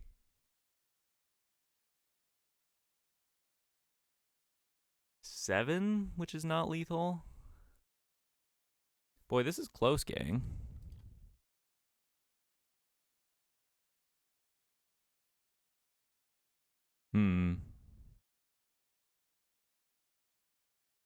Trying to think if I'm missing a lethal here. If I just swing out and activate my Temple, is that enough? Crew this. They have 1, 2. No, that's probably not enough. I think I'm going to fly in with the glide car one more turn. Kind of just do the exact same thing. I don't think they have lethal here.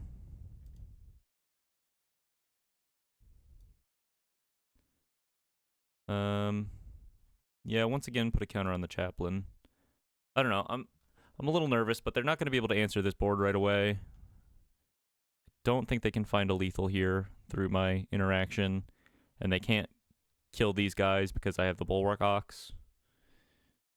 Kind of tricky. Let me know if I missed lethal there. I think I was close, but I don't think I had it.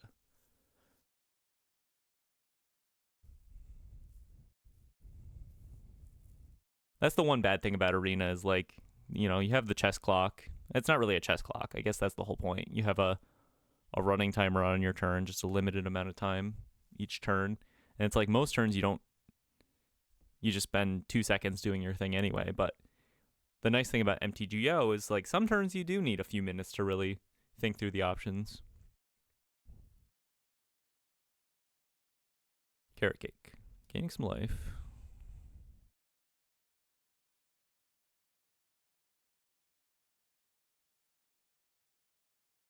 Well, I can protect this Clyde car, though.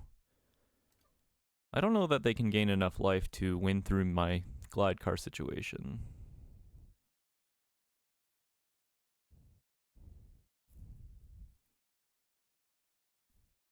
Really good last match here.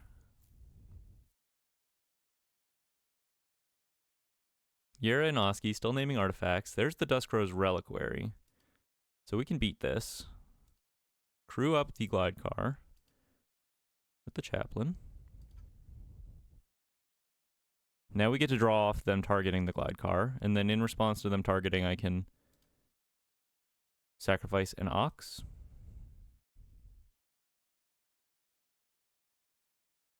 Targets Yera and Oski. I'll draw a card. Sacrifice an ox here.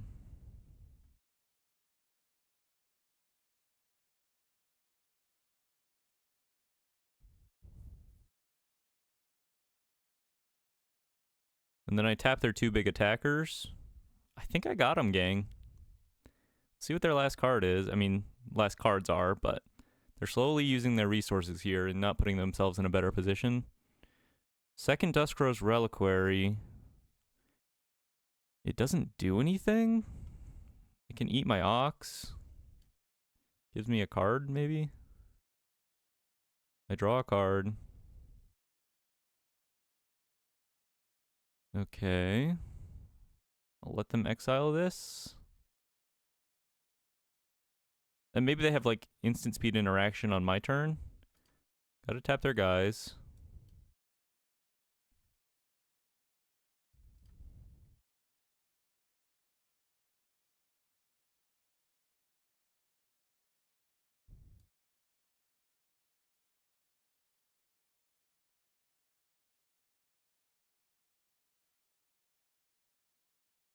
Still indestructible.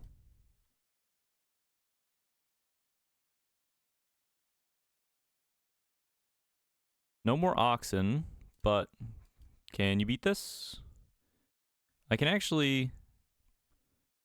Can I get a counter on my district mascot and blow up their Duskrow's Reliquary? I don't think so. Just gonna go for it.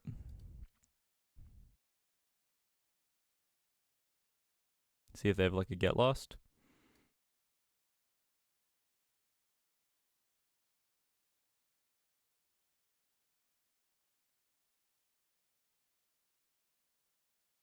Did we do it? Get lost. Draw.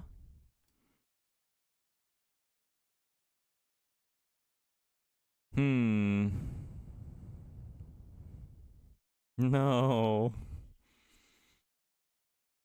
I can activate my district, my air temple here. Oh, no. Wah, wah, wah. I think that's gonna do it, gang. Their board is just too big. I can put counters on my guys, but I don't have the mana to activate the dog, especially through the ward here. It's pretty sad. Pretty sad way to lose this one. We had a great run, though. Really, really good. They had to get lost in the final hour. Yeah, good game. They touch me with their creatures and I die. Damn. Damn. I thought that was going to beat all one, dude. What a match. Now I have to play 2 more. All right, match 16. On the day. It's maybe the most Magic I've ever played in one day. This is pretty good for a 1-lander. A little risky, but we have double Gene Pollinator here. Just got back from walking my dog. Need 2 more match wins to ascend to Mythic. Hopefully I can just close that out right here. Land is a pretty good draw. Let's get our district mascot online, and then we can go Gene Pollinator. Starting town from our opponent. I think we can like play both of our 2-drops next turn if we want to. May Scornful Striker does not do a whole lot against us. Let's just play the Bright Glass Gear Hulk here. I think that's pretty good. And then we can just Seam Rip this May. Kind of a nice start for us. Let's go double Seam Rip here. I'm assuming this is just the 5-color allies list. Could be a good matchup. We're on the board pretty heavily right out the gates here. Dog has been walked. 16th match of Magic. Actually, I played a little more this morning prior to recording, so if I'm being truly honest with you, my dear viewer, this is probably my like 20th match of Magic today. Kind of crazy if you think about it. But let's not think about it. Let's play a Reluctant Role Model. Play a Bulwark Ox here. Let's just go with Sunstar Chaplain. I'm not that worried about them interacting with my stuff, I think.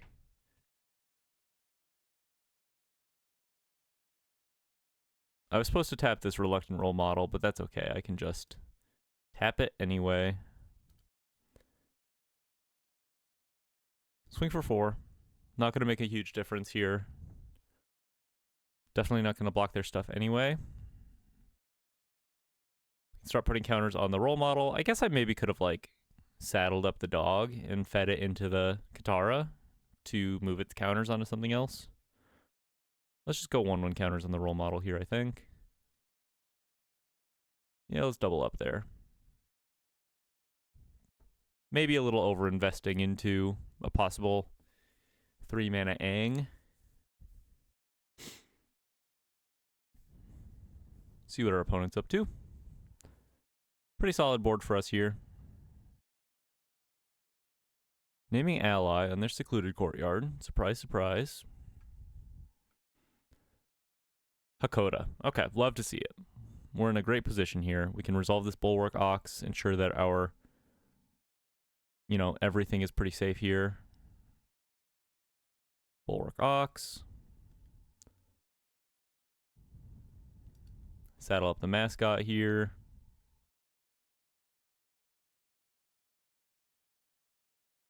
Probably just tap down the Hakoda at this juncture. Opens up a lot of nice attacks here.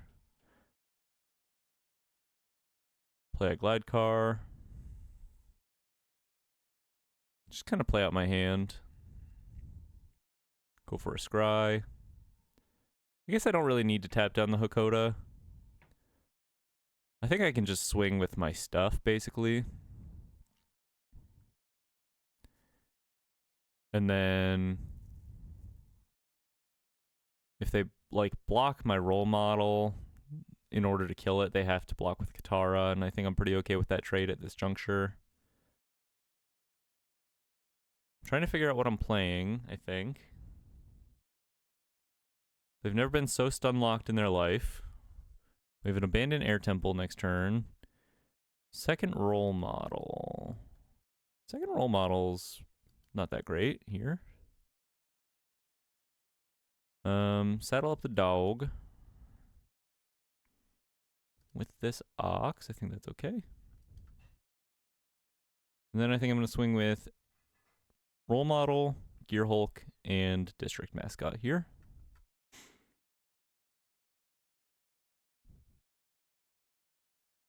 Opponent is taking their time, considering their options. I mean, they're tapped out, so I don't know why they're taking so long here.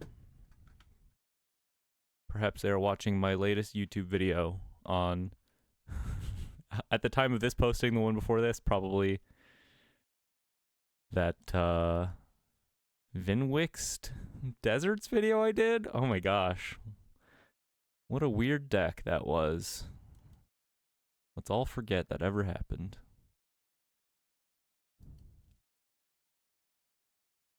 Blocks the Gear Hulk. Blocks the dog. Fair enough.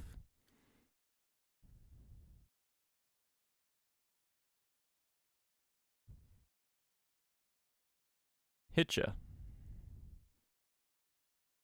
Put a counter on the Gear Hulk here. Seems okay. Protects it with my Bulwark Ox. Probably put a counter on the chaplain as well. Let's go flying on the role model. Counter on the chaplain, and then I can activate Voyager Glide Car's extra counter ability on their turn here. Hopefully they don't pop off too crazy, but I'm feeling pretty good.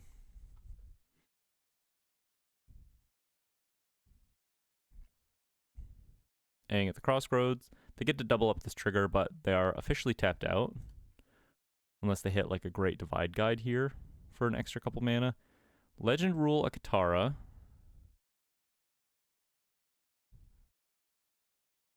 South Pole Voyager.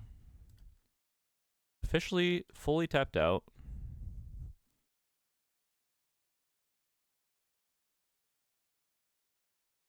Well, I could use this opportunity to tap something down. Can I find a lethal here?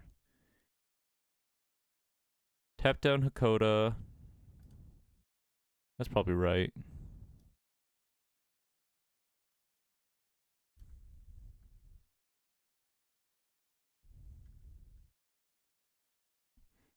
Take off a counter from my Gear Hulk here, I think.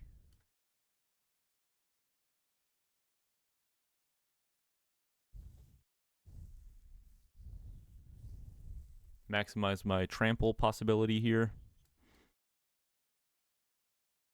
Aang will transform into a 4/4 Cosmogrand Zenith. Hey, I hear that's pretty good. Play a Cosmogrand Zenith. Crew the Glide Car with the Zenith. You know I'm just gonna jam. Tap the Seam Rip. Cast a Seam Rip. Counters on my guys. Exile the South Pole Voyager. Swing for... I don't know if it's lethal, but it's going to be pretty dang close. They don't really have great blocks here, I think. And then I can do some counter shenanigans with the Bulwark Ox here. Blocks the Chaplain with Aang.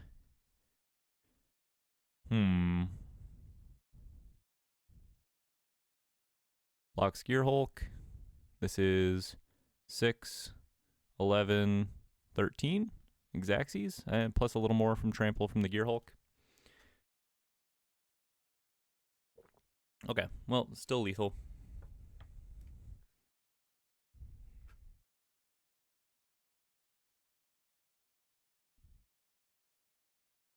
Good game. Let's win the next one just as quickly. Hoping to knock these next couple out. Wrap this thing up. Would be really nice. Bring in some split ups. Bring in some Avatar's Wraths. Bring in some Seam Rips. I think I like the Authority of the consoles here too. Just being able to remove blockers is kind of nice. Go down some dogs. Yeah, just cut all the dogs here. Cut a Shelter by Ghost. Try it like that. Move into game 2. Okay. This is a close hand. I think it's pretty good. It's a little slow with this tapped Abandoned Air Temple, but I think I get to go turn 1 Temple, turn 2 Shock in the Passage. Seam Rip their Great Divide Guide and play a Gene Pollinator. Or their South Pole Voyager, whatever. Same diff.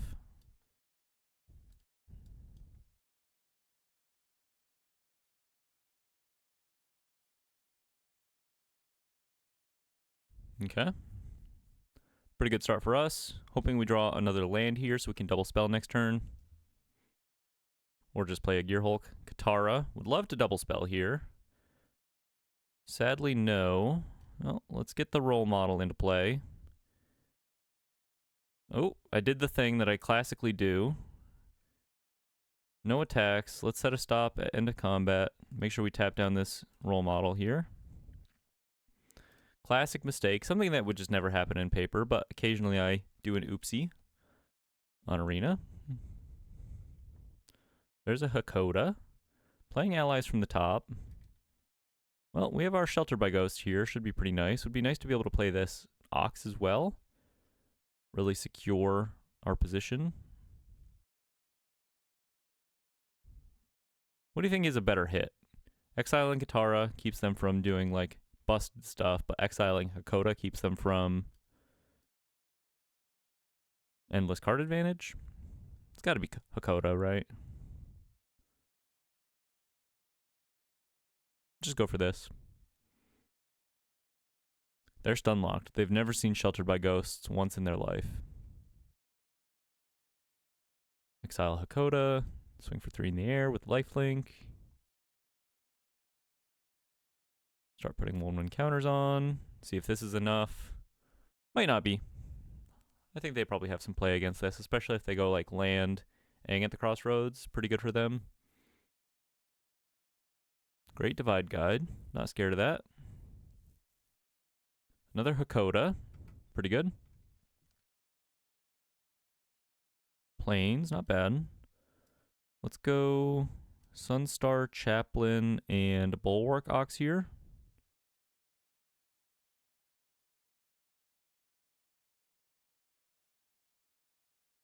Create a really resilient board. Continue to fly in with this Baneslayer Angel.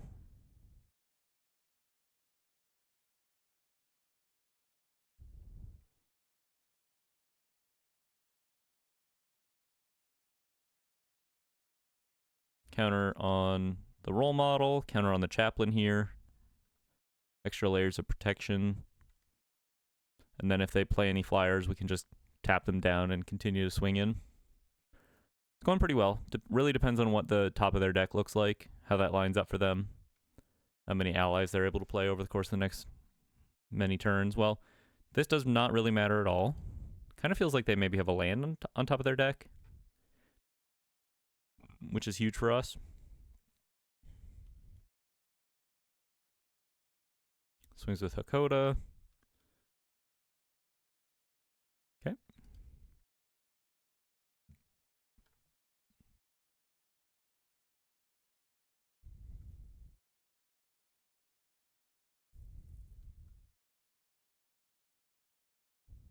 What you got, my friend? What you got? Another chaplain role model situation. I don't know. I think maybe at this point, I just like Seam Rip the Great Divide Guide. Kind of keeps them from being too crazy next turn. I'm already in a pretty winning position, right? Let's start by swinging in.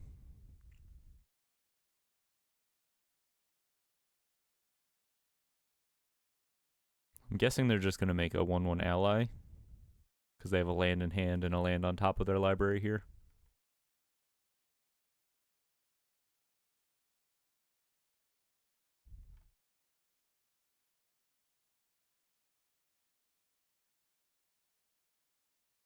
Taps Hakoda for blue. Sacrifice Hakoda. Creatures you control get 0/5 and gain indestructible until end of turn. Aang Swift Savior. Okay, I'm so confused by this. Attempt to airbend my role model? Why did they sacrifice the Hakoda again?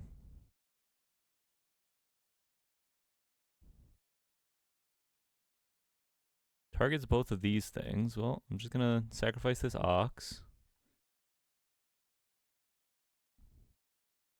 Give these guys hexproof. Really confused why they sacrificed the Hakoda there. Anyone, any ideas in the chat? Anyone? Did they just like accidentally do it because they meant to tap it for mana? Do they know something I don't? +1/+1 counter. Do they have what could that possibly mean? What could that possibly mean? They know they're about to draw another Hakoda? I don't know. Shock myself. I am stun locked. If that was their goal, mission accomplished. Right Glass Gear Hulk. Just exile the Great Divide Guide here.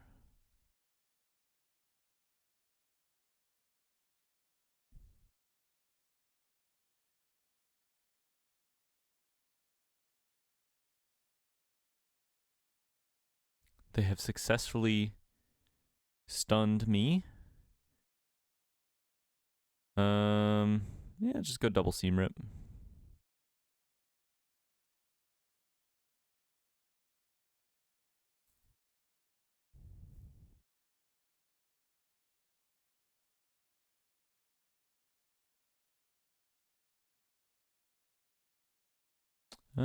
Counter on the Gear Hulk, I guess. Probably fine. Spread the love.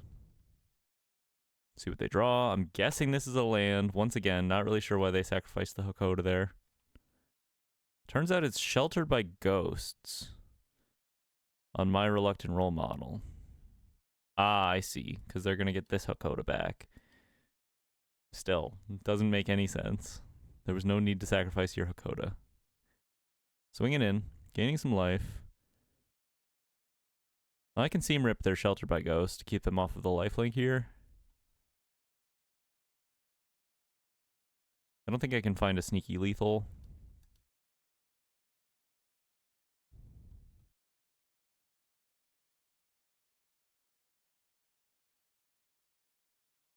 Can I have 2 tapped creatures in the end step? I believe I can.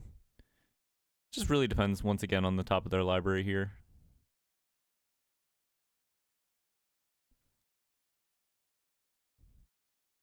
Going for this first main phase to be able to trigger my stuff. I guess I could just like tap down their Hakoda here. Guarantee I get in with my Gear Hulk. That's not that bad. Nah, I think I'd rather just have 2 chaplains. Go all in. Triggers on triggers. Put a stop at the end of combat again so I can activate this Gene Pollinator to tap my role model. Swing for 5.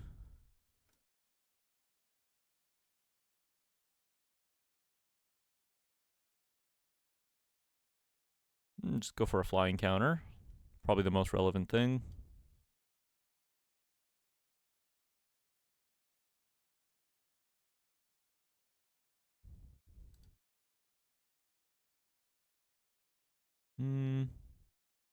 Yeah, I'll just go extra counters on this role model here. Curious to know what the top of their library is, but probably has to be pretty good to get them out of this one.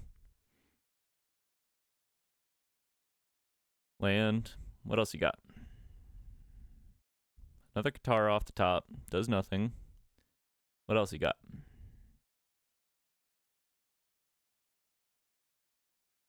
You dead, homie? All right. All right, good match. That puts us at 12-4, heading into what is, once again, hopefully the final match. Let's go. Match 17 on the draw. Match 17 on the draw. Not a horrible hand. Gonna keep it. Oh, yo. Basic Mountain? We've had great luck against Basic Mountain this run.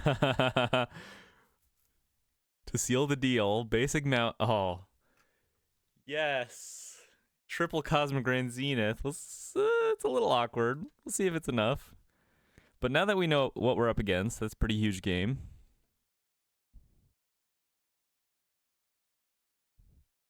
See what kind of start they're on. Shock the Ox. Okay. Sacrifice the Ox. Stun lock my opponent. Swings in with a Needlehead. Bright Glass Gear Hulk. Pretty good. Go for a Zenith here. Next turn, wouldn't mind a 1-drop. Kind of expecting like an Odra Oxenil from my opponent. I could just block here. Let my Zenith die to their shock. It's probably not the worst idea. Or, you know, they could have a Lightning Strike. Yeah, that's fine. I mean, I have 3 Zeniths, you know? It's a lot to work with. I guess I'll go for the Gear Hulk this turn. Sets up my Zeniths pretty nicely. Grab 2 Simrips. Classic. Still at 13. Pretty healthy life total. Speed 1. Not great for their Bastronaut. Not a whole lot they can do from this position outside of having like Nova Hellkite into Nova Hellkite would be pretty good. Block the Needlehead. If they want to kill my Gear Hulk, they're more than welcome. Lightning Strike on the Gear Hulk. Yeah, this is just not a winning strategy for them. I just have way too many creatures for them to afford using their burn as removal, basically. Air Temple tapped. Zenith. Seamrip the Bastronaut.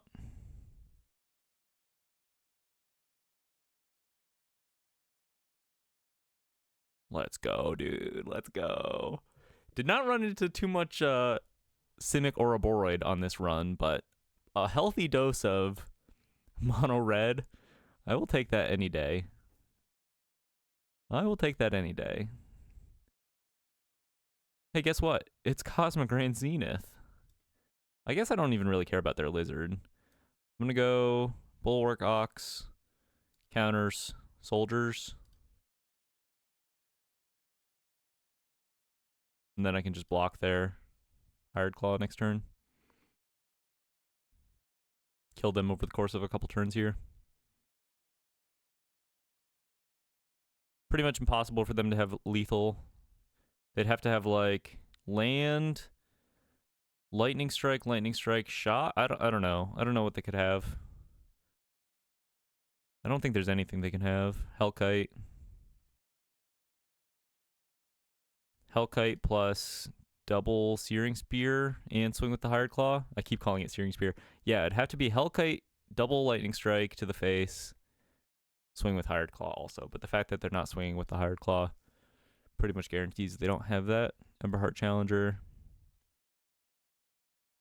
Needlehead. Alright, GG. GG. Draw. Ping. You know I got double spells, baby. Show you a Sunstar Chaplain for the road. Seam rip ya. Counters.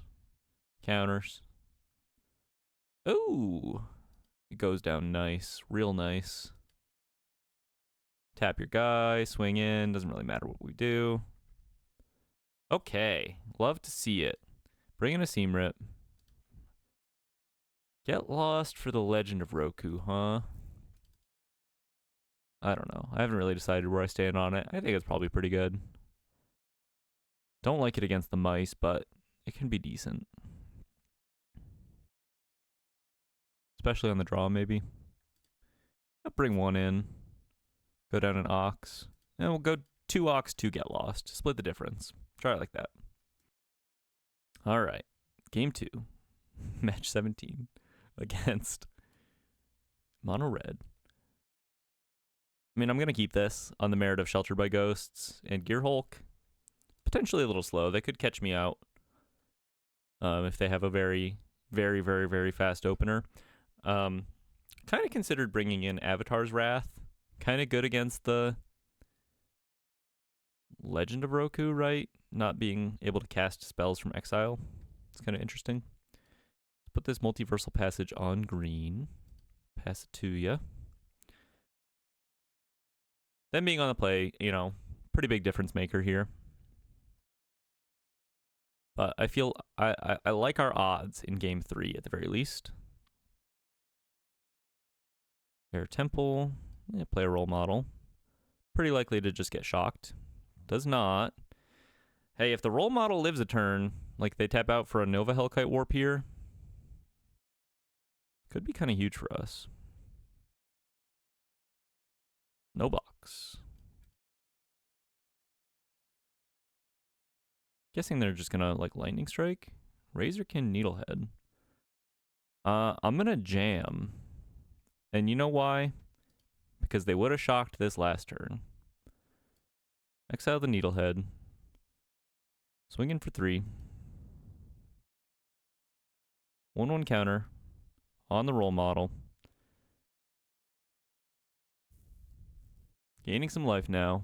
Forces them to have a lightning strike here on the role model at this particular juncture. And if that's what they have, I get to resolve a Gear Hulk, double Seam Rip, still pretty good spot.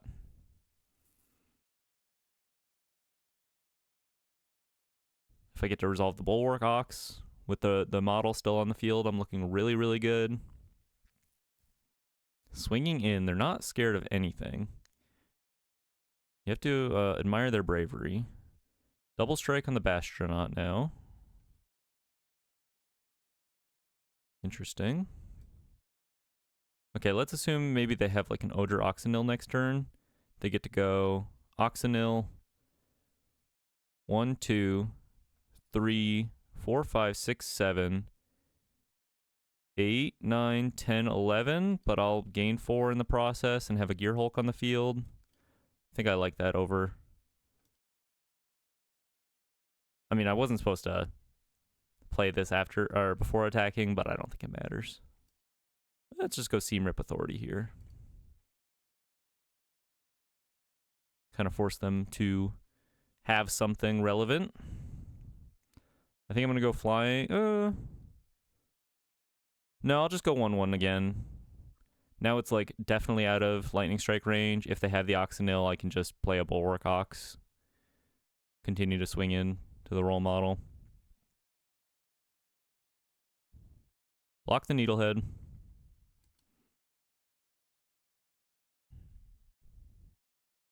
Burst Lightning on the Gear Hulk. Hits me. And ladies and gentlemen, non-binary pals, all the folks watching, it's been a pleasure. If you've been here, starting my speech already, if you've been here for this whole run, shout out to you. You the real MVP. Thank you for watching. It's been a lot of fun. I don't know that I'll ever do anything quite like this again. It's, you know, maybe I'll stream it next time, actually. That could be more fun, just like plan ahead, make a whole day out of it. I kind of woke up in the morning and was just like, tired of being at gosh darn Diamond. I'm ready to be at Mythic. I want the people to know. Not that it's like the end of the world, you know, it's really just a matter of time invested. But still, as far as like win-loss records go, pretty good run. Authority of the Consuls on the field. I have a what is effectively Baneslayer Angel against Mono Red. Yeah, been a really, really fun run. We get to put this thing away right here, right now. One less activation of the Voyager Glide Car for all the marbles. Swing for 8 in the air. Shout out to you, Razthier. I wasn't trying to BM there, by the way. I just taking a pause to salute. I didn't mean to force you to concede there, and we've done it. Mythic after 17 matches, a 13-4 record, one whole day from Diamond 3. Pretty good. Pretty good. Maybe one of my faster intentional climbs ever. And just in time to go make dinner for my beautiful wife. 13-21, could be worse, could be better. Been playing a lot of interesting stuff on the ladder lately, so my my win-loss is not maybe the best, but when I sat down to do it, we done did it, you know? whatever that means. I'll post the deck list in the description if you're interested in checking it out for yourself. If you liked how it played, I thought it was pretty sweet. Played against a lot of mono red. Played against a lot. What did we lose to? Beat Dimir a couple times. Lost to it once maybe. Lost to Izzet Lessons a couple times I think, and then ended up losing to that really, really sweet Boros artifacts list too. It was a close one though. Yeah. Fun run. Longest video yet. 4 full hours. Hope you enjoy. Maybe watch it on 1.5 speed if you want to get through the whole thing realistically. But if you're here just hanging out, like this is like peak second monitor content. I love it. Thank you so much for watching. I'll be here posting daily standard content. Most of my videos will not be like this. Most of them are explorations of certain deck ideas, and I usually play like 5 matches max, right? But wanted to do something a little different today, so enjoy. Full 4 hours from Diamond 3 to Mythic, 13-4 record. Not a bad run. Green-white counters. Signing off. I've been Eric. Hope you have a beautiful, beautiful day. Thank you for watching. Bye-bye.